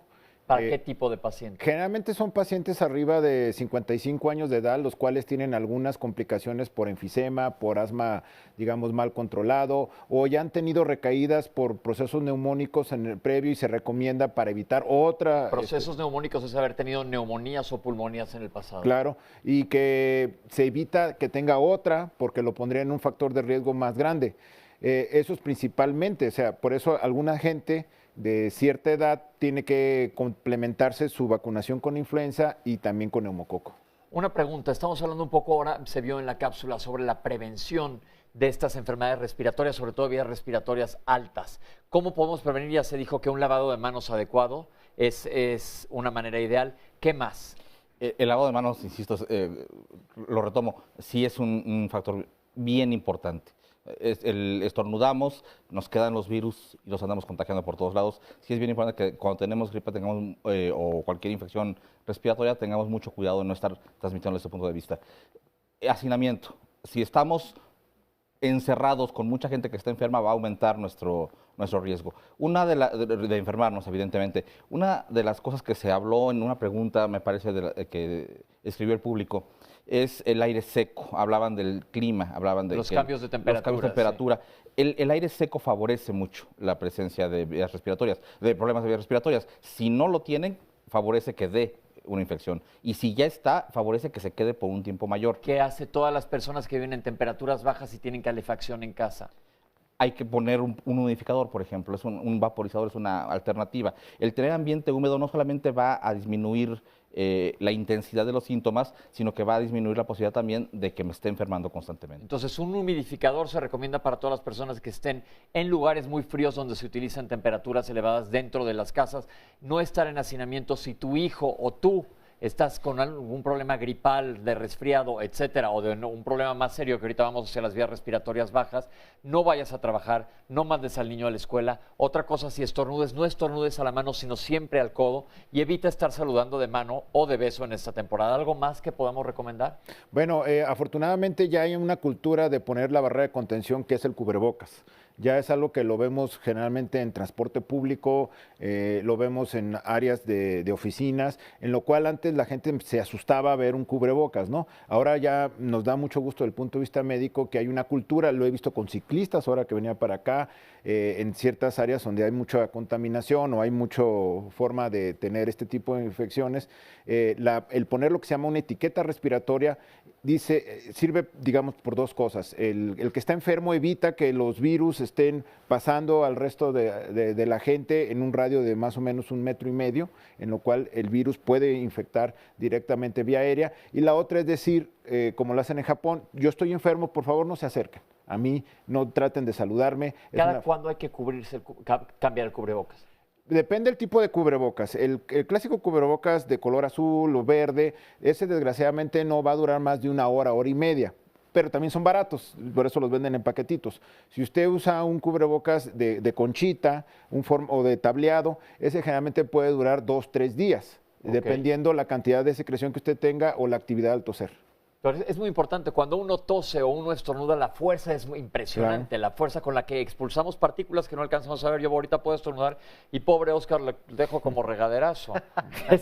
Pero la gente no piensa eso, de lo lejano que puede llegar una gotita de flux, como decimos nosotros. Entonces, lo del cubrebocas sí se recomienda por motivos de que no se le acerquen a la persona que trae un cubrebocas y tú con cubrebocas evitar propagar, aunque no totalmente es protección, pero estamos haciendo medidas precautorias contra estas enfermedades. Ahora, bajémonos un poco más, ya dejamos las vías respiratorias altas y entramos a la tráquea y a los bronquios. ¿Qué es traqueitis? ¿Qué es bronquitis? Bueno, itis es la inflamación de tráquea o de los bronquios. Es más frecuente que haya inflamación de los bronquios porque son más y están, digamos, en unas dimensiones, es como un árbol, por eso dice el árbol bronquial. Al principio son de tamaño considerable y en las cuestiones más lejanas o distales se hacen muy pequeños, por lo cual es muy fácil que se impacten con, ahora sí, con mocos, con secreciones bronquiales y llevar a cuadros neumónicos o inflamaciones. Déjame ir barajeando esto. El árbol bronquial, todos son tubitos. Si hay moco espeso puede tapar, claro. Y más allá de donde está tapado, pues obviamente no va a haber flujo de aire y se va a llenar de líquido y crear una neumonía. Claro. Y esto está lleno de bichos malos. Normalmente pueden ser virales o bacterianos estas infecciones. Generalmente las principales van a ser virales, pero las complicadas pueden llevar a ser por bacterias o por hongos inclusive. Vamos a regresar ahorita, nos vamos a tener que ir a un corte, pero a hablar de las vías respiratorias bajas, que son además las que más ponen en peligro la vida del paciente cuando se llegan a infectar. Nos quedan unos segundos, Oscar, si quieres echarme algunas preguntas antes de irnos. Nos dice Paola Lavín, hay que recordar que no siempre el moco verde significa infección y también es importante terminar los tratamientos completos, aunque los síntomas hayan remitido, que muchas personas interrumpimos el tratamiento porque pues ya nos sentimos más o menos bien. Nos dice José Luis Segovia, las ampolletas antigripales de vitamina A y D2 que venden, ¿sirven realmente? ¿Son recomendables como para la prevención? Y bueno, es momento de hacer una pausa, pero regresamos, no se vayan.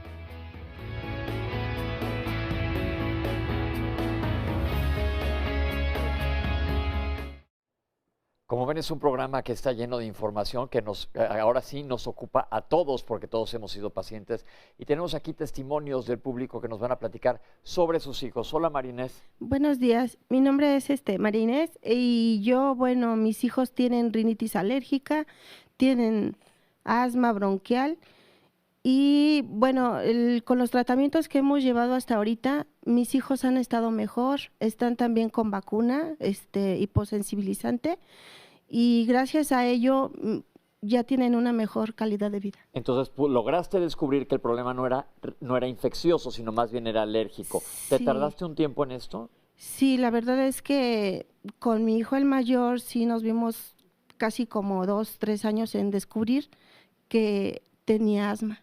Okay. ¿Y quién lo maneja? ¿Un alergólogo? Sí, bueno, de hecho, en el Hospital General el alergólogo es el que le hizo estudios y ahí determinó que tenía asma bronquial y la rinitis alérgica. Y mi hijo, el pequeño, tiene 2 años que apenas lo diagnosticaron también. Perfecto, esto es clave lo que nos acaba de decir, ya volvemos a caer en lo que es alérgico y lo que es infeccioso. Ellos no ameritan tratamiento con antibióticos, sino con tratamientos que le refuerce el sistema inmune, como las vacunas que está recibiendo y tratamiento para protegerle su vía respiratoria baja, que no vaya a tener esta asma donde se constriñen los bronquios, se cierran y se hacen chiquitos.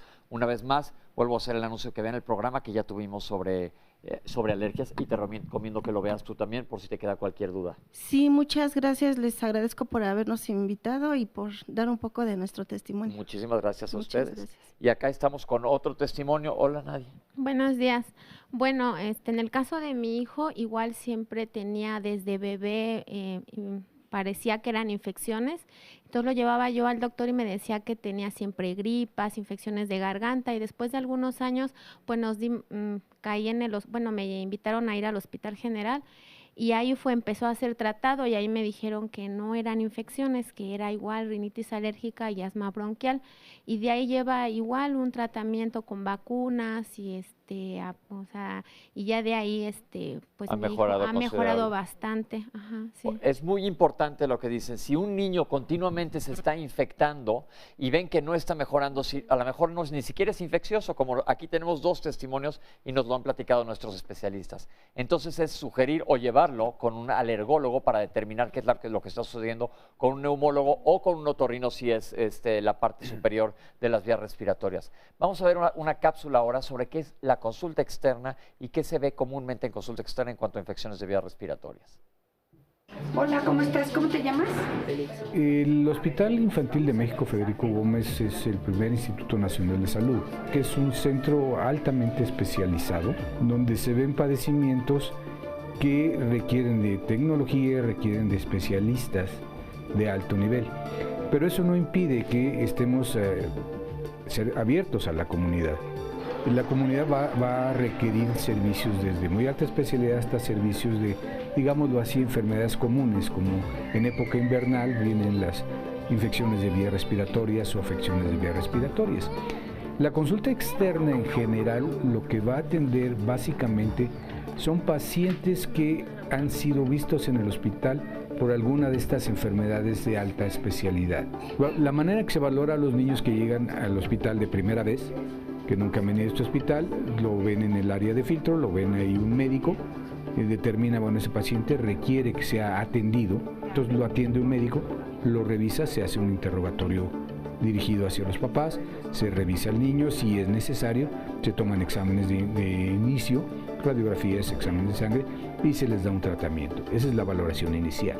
Si ese paciente requiere seguir viéndose en el hospital, se le da una cosa que se llama una interconsulta, que le dan una ficha para que pase con el especialista a que le dé una cita.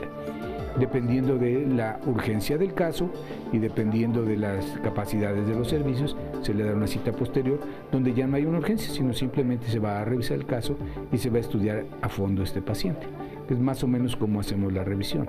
Le recomendamos nunca den un medicamento que no haya sido prescrito por un médico. Nunca, ni siquiera algo para la fiebre, paracetamol o ácido acetil salicílico o un jarabe para la tos, nada de eso. Siempre tiene que buscar la atención médica. La importancia de ir a consulta, y estamos hablando ahora de las vías respiratorias bajas. Entonces, ¿cuál es el peligro? ¿Por qué es mucho más peligrosa la vía respiratoria baja? Bueno, están los pulmones, están los grandes vasos, están, digamos, otros procesos que es susceptible de que una infección se disemine rápidamente a las otras partes del pulmón, que agarre el recubrimiento, que nosotros le denominamos las pleuras, que es el recubrimiento del pulmón. Y bueno, ahí está el vecino, que es el corazón y los grandes vasos, lo cual un proceso infeccioso que puede llegar a tener una infección generalizada que se llama sepsis, también puede acompañarse con alteraciones cardiopulmonares, lo cual pueden llevar a un deterioro, a la necesidad de una terapia intensiva, a la necesidad de ventilación artificial y a otras complicaciones, como por ahí decía alguien, de sepsis y acidosis, que pueden llevar algunos casos desgraciadamente a una situación letal. Es decir, se puede morir un paciente de una neumonía, es por eso importantísimo tratar de prevenirlas. Ya se habló de las vacunas y de los mecanismos de cómo tratar de prevenir estas infecciones, porque otro punto importante es que hemos hablado que casi todas estas infecciones son virales, pero se pueden complicar con enfermedades, con infecciones bacterianas. ¿Nos podrían hablar de eso un poco, por favor? Claro que sí, así como hay virus oportunistas, hay bacterias oportunistas, y muchas de ellas ya están inclusive en la piel, es lo que le llaman la flora normal, y también están en vías digestivas o vías respiratorias, las cuales cuando todo está íntegro, cuando los tejidos, la mucosa, el epitelio, que es lo que recubre todos los sistemas, no está roto, no está inflamado, pues nos protege, es la barrera de contención primaria, o sea, de la inmunidad. Pero cuando esta se rompe por infecciones virales, por inflamación, es muy fácil que los virus o las bacterias penetren a través de ese tejido, lo infecten, se vayan a través de los vasos, vayan a otro lugar, al riñón, al corazón o inclusive al mismo cerebro, y puede hacer una sepsis generalizada.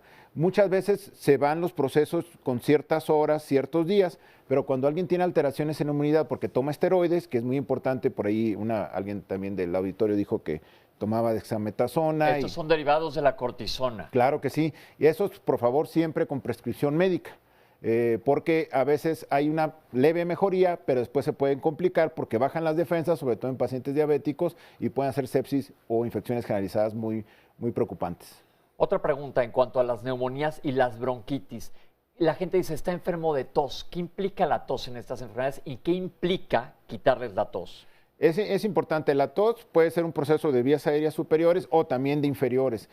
Como la tos generalmente arriba de 3 o 4 días empieza a ser bastante molesta o algunos inclusive incapacitante, ¿no?, para ya trabajar, hacer cosas, pues es muy fácil decir, bueno, me voy con estos medicamentos a abolir el reflejo de la tos, pero en algunos casos puede ser contraproducente porque si no sacas las flemas, si no tienes ese mecanismo de defensas, pues se van a acumular en tu pulmón y pueden hacer un proceso neumónico que lo puede llevar a una complicación severa. La mayoría de las toses, de los problemas de tos, se pueden autolimitar, o sea, todo el mundo conocemos, con ciertos medicamentos o ciertas medidas, eso revierte solo. Pero en aquellos que persista más de una semana y en los cuales ya empiezan a tener alteraciones de otro tipo, es importante que no se automediquen y vayan directamente a su médico de primer contacto. ¿Alteraciones de otro tipo qué quieren decir? Por ejemplo, dolor de cabeza, dolor en los ojos por tanta tos, empezar a tener algunas estrías de sangre, inclusive por tanta irritación a la hora de toser, el ya no poder dormir, el estarse ahogando al comer, o inclusive tener que despertarse en la madrugada porque la tos no te deja dormir, pues bueno, no estás hablando que es la tos clásica de un resfriado, es algo más que tenemos que tratar. Casi todos hemos pasado por algún resfriado y decimos, me voy a meter a la cama 2, 3 días a tomar mucho líquido, vitamina C, que esta es la pregunta que sigue. ¿Qué tan recomendable es tomar vitamina C en estos casos? Porque dicen que sube el sistema inmunológico.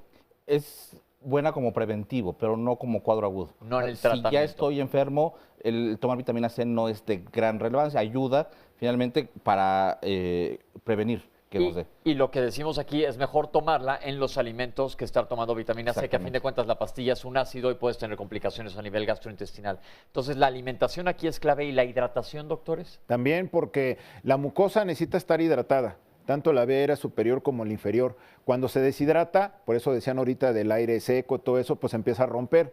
La hidratación es una medida que se recomienda mucho para otras enfermedades, pero para las vías aéreas es primordial. Entonces, a tomar mucho líquido también, no suprimir la tos, sí se vale que te quedes en casa un par de días, pero si ves que se está poniendo grave el cuadro, que no estás mejorando y que tienes una fiebre alta, los síntomas que han comentado los médicos, es importante ir al médico. Y nos vamos ahora sí a dedicar a contestar respuestas. Entonces, Oscar, si tienes más preguntas porque el próximo bloque van a ser puras respuestas de los especialistas. Sí, muchísimas preguntas. Nos dice Eduardo, mi hijo tiene amígdalas muy grandes. Ronca mucho, ¿será necesario extirparlas? Ya lo comentó el doctor, qué bueno. Part nos dice, buenos días, al respirar por la boca se desprende un silbido, a veces, ¿a qué se debe esto?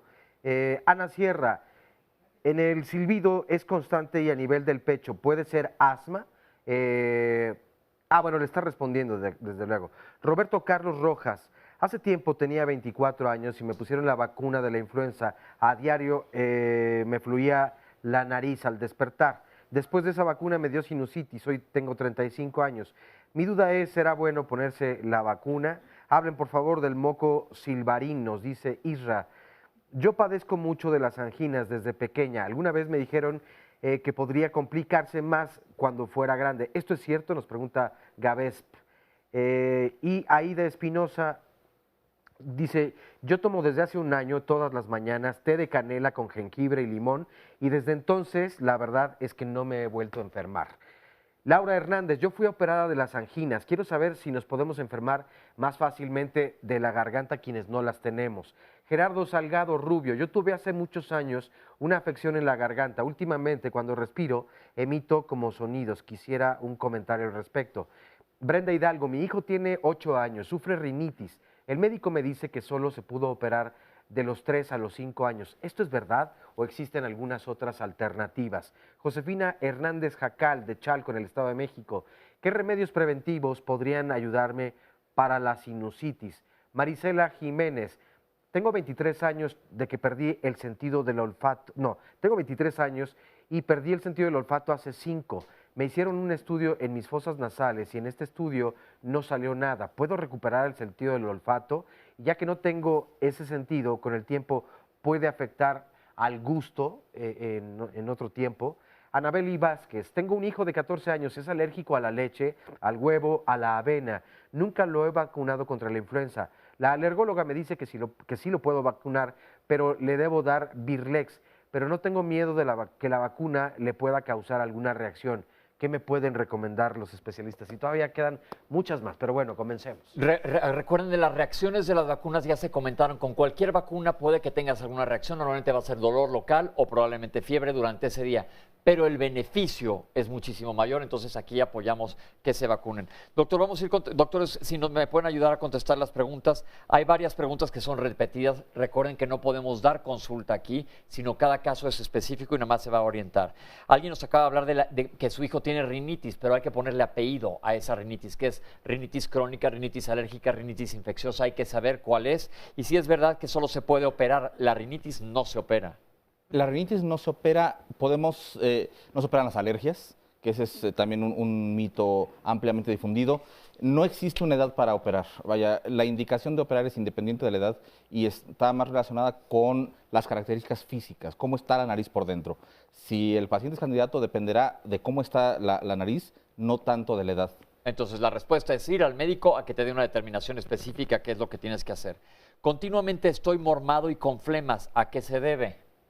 Puede decir, como dice el doctor, alguna gente puede tener problemas estructurales en su cuestión nasal, puede tener alergias que lo estén provocando, o puede tener también algo que no metimos mucho, cuestiones ambientales, no necesariamente en donde trabajes. Si tú trabajas, digamos, en un área donde hay mucho polvo, en un lugar donde tú no te proteges, es difícil ver, y es algo lo ve uno, hay mucha construcción en la ciudad, pero es difícil ver a alguien de la construcción, un albañil con un cubrebocas. Y está con el cemento, y está con la cal, y está con la arena, y está con todo, y está 8 o 12 horas al día, pues bueno, al rato va a tener problemas, si no es que ya los tiene, y al rato se pregunta por qué lo tengo, ¿no? Entonces también la exposición hace que muchas veces no nos pongamos de acuerdo entre el paciente y eso, si es una enfermedad alérgica, si es estructural o tiene una cuestión exposicional importante. No hemos hablado de la contaminación ambiental. ¿Qué tanto impacto tienen las enfermedades de las vías respiratorias? Hay un tipo de rinitis que se conoce como rinitis vasomotora. Está relacionada con la cuestión ambiental que comentaba el doctor hace un momento y sin duda el hecho de estar en Ciudad de México, un lugar con nivel de contaminación brutal, de los más altos en el mundo, sin lugar a dudas, favorece mucho la presencia de rinitis tanto alérgica como vasomotora. Okay. Si es el aire seco, el aire frío sobre todo, y el aire sucio de la Ciudad de México favorece mucho tanto problemas vasomotores como problemas alérgicos. Bien, perfecto. Hubo una llamada muy al principio del programa de una señora que nos preguntaba si vale la pena o tiene alguna importancia utilizar oxígeno de un tanque algunas horas al día. Bueno, creo que esto es un mito grande que existe alrededor del oxígeno. Ahora es más fácil conseguir oxígeno.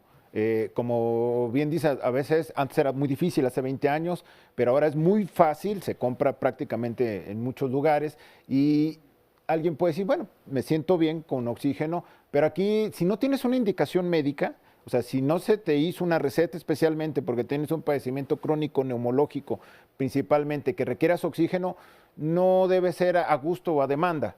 Porque también si el oxígeno no se pone con un humidificador puede resecar, puede tener problemas y el paciente al principio puede sentirse bien, pero después puede tener problemas de repetición porque no era el oxígeno para él. Es decir, si vas a utilizar oxígeno, que sea únicamente bajo prescripción médica específica, que te va a decir cómo utilizarlo, qué aparato utilizar, si vas a usar un humidificador, a qué cantidad, cuál es la dosis, porque el oxígeno se da a diferentes litros. Entonces, no es nada más voy a llegar a pegarme un rato al oxígeno, porque nosotros estamos usando oxígeno todo el tiempo. Ahorita, yo me acuerdo hace muchos años en un viaje que alguien me dijo, ¿no quieres ir a un bar de oxígeno? Le dije, ¿qué es eso? Sí.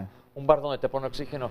Y me dijo la bartender, me dice, ¿tú has utilizado oxígeno en tu vida? Le dije, pues los últimos 40 y feria de años de mi vida, cada segundo desde que estoy utilizando oxígeno. Entonces, oxígeno estamos respirando. Si no hay una indicación médica, no utilices oxígeno. Mi nariz continuamente produce moco verde y me quieren operar. Uso muchos sprays. ¿Me deben de operar o no? Lo más probable es que esté asociado a una sinusitis. Habrá que individualizar, igual, para checar si vale o no la pena pensar en cirugía. Ok, es muy importante. Parece que nos están mandando un corte. Oscar, ¿tienes algún comentario que deba yo agregar para regresando? Reina Hernández nos dice, tiene como 3 años y cada vez que me da tos me asfixio y he ido con el neumólogo y solo me da medicina para la gastritis porque tengo reflujo. Lo que yo quiero saber es por qué se me tapa el aire. Asma no tengo. Esta otra es de Gloria Román Villarreal y nos dice, desde hace 35 años, por las noches y en las mañanas, tengo muchas flemas y moco. El médico me dice que es una faringitis crónica. Hace muchos años me hicieron un estudio donde me decían que tenía el tabique y de la nariz desviado. ¿Qué me pueden recomendar los especialistas? Bueno, hacemos una pausa y volvemos para el último bloque del programa. No se vayan.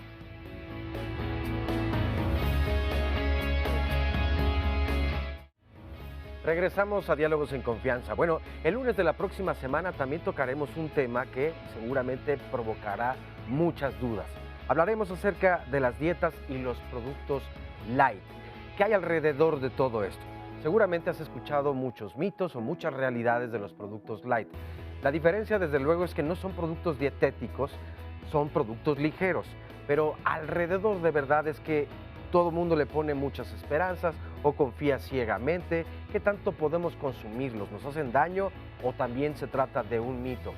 Sobre eso y más, entonces, las y los especialistas hablarán la próxima semana aquí en el programa de Diálogos en Confianza. Y nosotros te esperamos, y desde luego, si quieres asistir aquí al estudio, entonces marca en este momento al 53 41 44 35 y con mucho gusto nos vemos la próxima semana. Este es el resumen de la segunda parte. Las gripas se pueden complicar al llevar a cuadros neumónicos. Todo el año hay vacunas para diferentes tipos de enfermedades, pero la de influenza generalmente se aplica de octubre a marzo.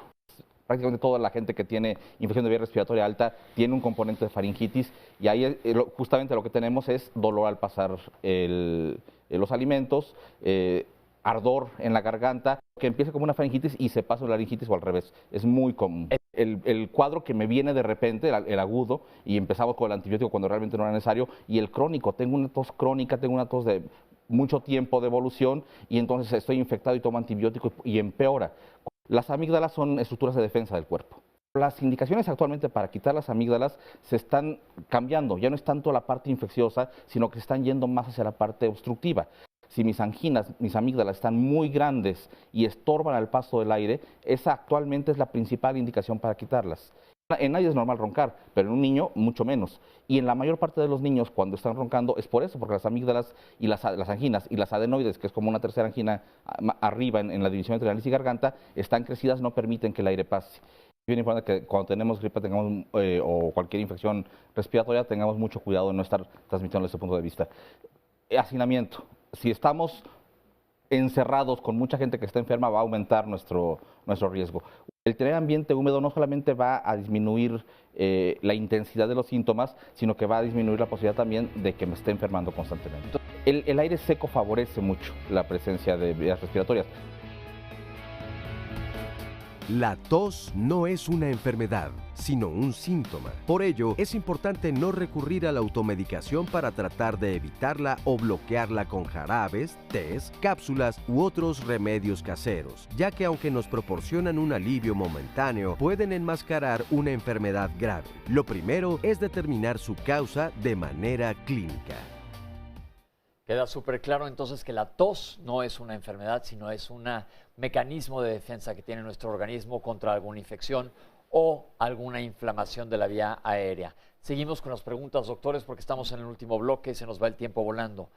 Nos dice una paciente, tengo bronquitis aguda desde que nací, pues entonces ya no fue aguda, ¿verdad? Porque ya tienes muchos años con ella. Pero me han dicho que estoy enferma de los cornetes y uso un derivado de la cortisona. ¿Qué me recomiendan? Los cornetes son acá arriba y los bronquios son acá abajo. Entonces, yo creo que hay aquí alguna confusión en diagnóstico. De entrada, efectivamente, no es aguda. Los cornetes pueden ser crecidos por muchas cosas, lo decíamos hace un rato. Puede estar relacionado el problema de cornetes con el problema bronquial si ambos son alérgicos. Y al utilizar un derivado de cortisona pudieran mejorar los dos. Otra vez, habrá que individualizar, pero lo más probable es que efectivamente se trate de un problema alérgico. Ok, entonces lo que hay que hacer aquí es checar con alguno de los alergólogos a ver qué es lo que está sucediendo. ¿Qué tan normal es la gripa en un niño? No podemos decir que la gripa es normal, pero es tan frecuente que básicamente levanten la mano quien no haya tenido gripa este año. Bueno, este año acabo de arrancar, el año pasado es prácticamente nadie, digo muy poca gente, todos pasamos por periodos de resfriados comunes o gripas. ¿Qué tan normal o cuándo alguien debe de preocuparse o pensar en alguna otra cosa a partir de cuántos cuadros respiratorios en un niño? Es mucho más frecuente que un niño se enferme. Y si nos detenemos a pensar, los niños se enferman 4 o 5 veces por año y hasta cierto punto, si la palabra aplica, es considerado normal. Conforme vamos creciendo, nos vamos enfermando cada vez menos. Okay. Puede ser que los cuadros en el adulto sean mucho más prolongados y que dejen como una tos residual durante más tiempo, eso es normal, o es esperable más bien, que tarden más en recuperarse por completo, pero conforme vamos creciendo vamos a enfermarnos cada vez menos. Personas mayores pueden enfermarse una vez al año, una vez cada 2 o 3 años, y es totalmente esperable. Ok, pero entonces si están viendo que continuamente hay infecciones recurrentes, hay que ir al médico para ver qué es lo que está pasando. Se ha mencionado a lo largo del programa varias veces que el reflujo es una enfermedad del tubo digestivo que vemos los gastroenterólogos y muchas veces van a dar, sobre todo con los otorrinos, pensando que otra vez estoy enfermo, estoy ronco y no tiene nada que ver con ninguna infección, sino es ácido que está subiendo y te está irritando las cuerdas, la laringe, que es la caja de voz que comentó el doctor.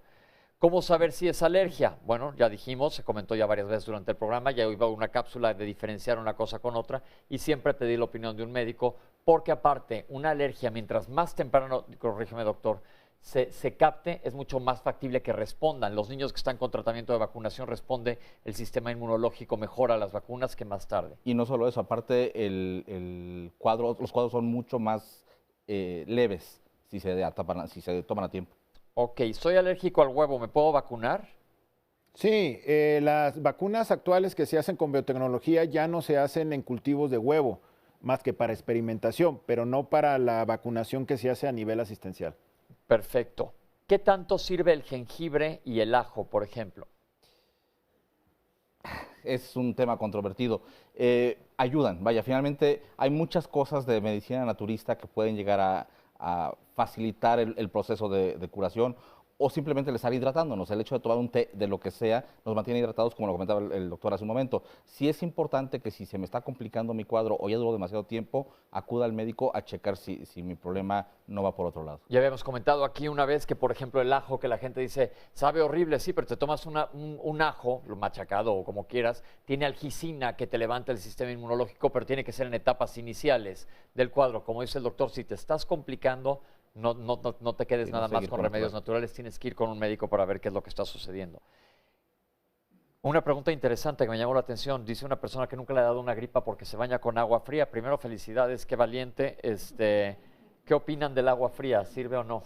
Hubo un tiempo que era como una cuestión de reto exposicional, ¿no? Si yo sé que eso me hace daño, el frío, entonces yo todos los días al bañarme ya no le voy a abrir al agua caliente. En realidad no hay una evidencia científica de eso. Hay hábitos. Hay lugares donde, en Rusia hay gente que se mete a menos 20 y se siente muy bien, pero en realidad yo creo que en nuestro país no es una cuestión de recomendación médica, es un hábito cultural que algunas regiones lo tienen, pero no hay un sustento de decir, báñese con agua fría y sus problemas respiratorios, pues sería muy fácil. Ya no habría investigación en vacunas, ni en medicamentos, solamente pues no pague el gas y ya, ¿no?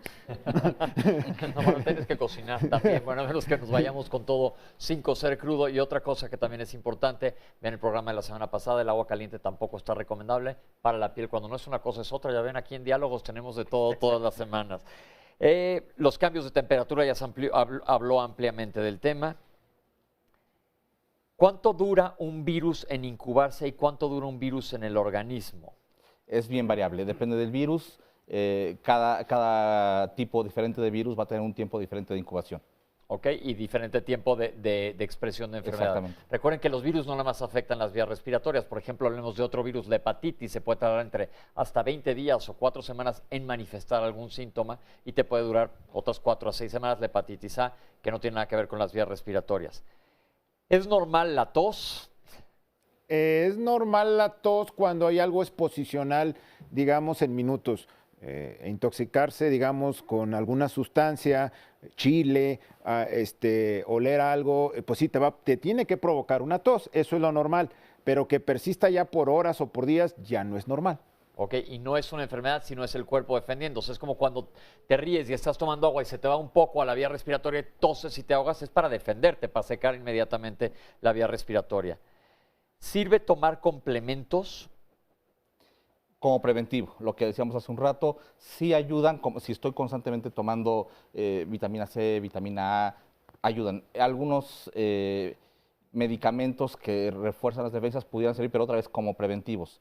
Sobre todo si los empezamos a tomar en esta época de frío, pero ya como tratamiento no nos sirven de nada. Perfecto. Hay muchas preguntas que insisten sobre la vacuna y los efectos secundarios, ya se habló ampliamente de ellos, y se están muy satanizadas tristemente las vacunas. Ya tuvimos también un programa de vacunación que sería muy interesante que lo vieran, lo pueden ver en YouTube, para aclarar todas estas dudas que existen sobre las vacunas. Las vacunas sirven, las vacunas funcionan, si no fuera por las vacunas, yo creo que se hubiera acabado la humanidad hace muchísimo tiempo. Definitivamente es uno de los cambios gigantescos que ha habido en salud, en materia de salud, el avance en las vacunas. ¿Cómo controlar el asma alérgica? Nuevamente, pues individualizar cada caso y que vayan con su neumólogo especialista para ver qué es lo que les toca hacer. ¿Qué hay de todos los productos y medicamentos milagro para curar estas gripas? No nada más para la gripe, no hay que creer en los medicamentos milagros. Si algo cura todo, no hay que creerlo, de primera instancia. Si algo me va a curar la gripe y el problema de el estómago, y por ahí algunos que dicen que sirven para cáncer y para SIDA, lo más probable es que no sirvan. Ok, cuidado con eso, y hablamos también de la charlatanería aquí en el programa algún día. Soy fumador y tengo tos constante con flemas, ¿es normal? Pues sí, lo invitamos a dejar de fumar. O sea, hay muchas clínicas, afortunadamente, en ámbito privado y público. Hay información, aquí ustedes la dan con mucha frecuencia.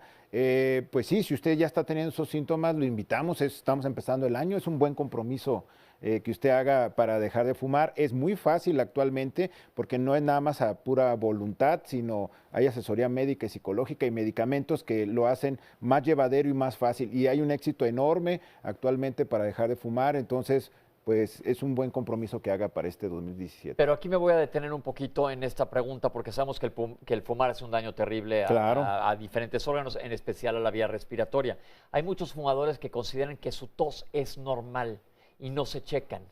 ¿Cuándo debe checarse un fumador? ¿Cuándo hacerse una placa de tórax? Porque pues también el enfisema, de repente, cuando ya te das cuenta, ya estás frito, ya no hay vuelta para atrás. Entonces, ¿qué se le recomienda? Obviamente, aparte de dejar de fumar o nunca fumar. Sí, la tos, como bien lo comentabas, no es normal. Lo que pasa es que cuando ellos ya lo tienen todos los días, sobre todo al levantarse, pues ya se le hace normal, pero el resto de la familia no lo hace. Claro, alguien que está fumando, pues sí es recomendable que deje de fumar, pero si eso está en proceso o está en cuestión de comprometerse, pues hay que hacerse arriba de los 40 años de edad una placa anual de radiografía de tórax por una espirometría. Es un buen control, que ya hay más laboratorios que lo hacen y hospitales y no es caro. Y también es importante que a la menor sintomatología de tos con una flema, digamos, persistente, amarilla, verde, cafezosa o inclusive con alguna estría de sangre, tiene que ir directamente a que se haga ese análisis de esa expectoración. Ok, ¿se puede poner la vacuna de la influenza en gente asmática?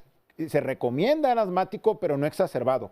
O sea, no que traiga los síntomas, me siento muy mal y ahora póngame la vacuna. No, hay que controlar esos síntomas, hay que controlar esa exacerbación y se pone la vacuna. ¿Hay algún cuidado específico para la rinitis crónica? Depende del origen. Hay que ponerle apellido otra vez a la rinitis. Exactamente. Crónica nos habla nada más de que lleva mucho tiempo, pero el origen puede ser muy variado. Entonces, dependiendo de cuál sea el origen, es el cuidado que hay que tener. ¿Se cura la sinusitis? Sí y no. Vaya, se puede mejorar y si quitamos por completo los factores de riesgo, la posibilidad de que regrese es muy baja. Pero el hecho de que yo me opere por la sinusitis no significa que no me va a volver a dar jamás. Eso otra vez hay que individualizarlo. De que mejora, invariablemente el tratamiento funciona, pero puede regresar en algún momento. ¿Y qué hay? Porque ya surgió varias veces en el programa este punto. Toda la gente que le dicen te vamos a operar de los cornetes, te va a quitar la alergia. Las alergias no se operan. O sea, ese es el primer punto importante. Una alergia jamás se opera y muchas veces nos quedamos con esa idea cuando vamos con el otorrino. Una alergia no debe ser operada porque la alergia es un proceso fisiológico o funcional, vaya. Y cuando estamos operando estamos quitando una cuestión estructural, estamos cambiando la forma. ¿Podemos controlar manifestaciones de la alergia? Sí. Si los cornetes están muy crecidos por culpa de la alergia y los hacemos pequeños, el cuadro va a mejorar, sí, pero no estoy quitando la alergia. La alergia ahí se queda. Perfecto.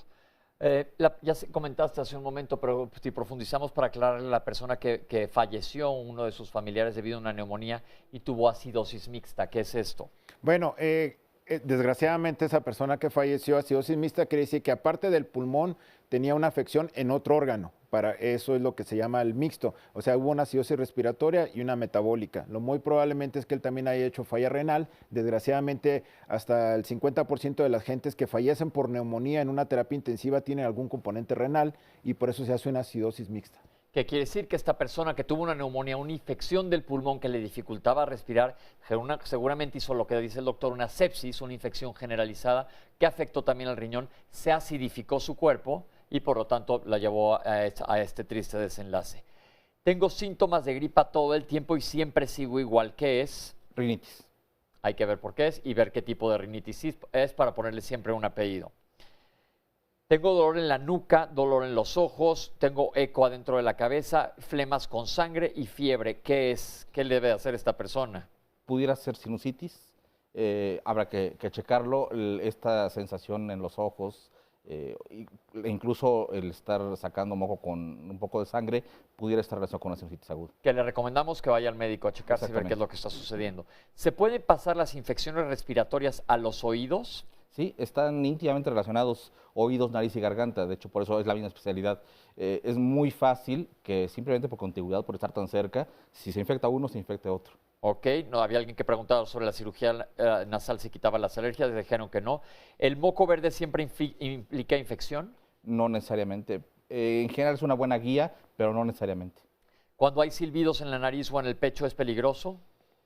Si es en la nariz, podríamos estar hablando de un problema no infeccioso. Si es en la vía aérea baja, bueno, ahí sí sería... Y hay que checarlo siempre.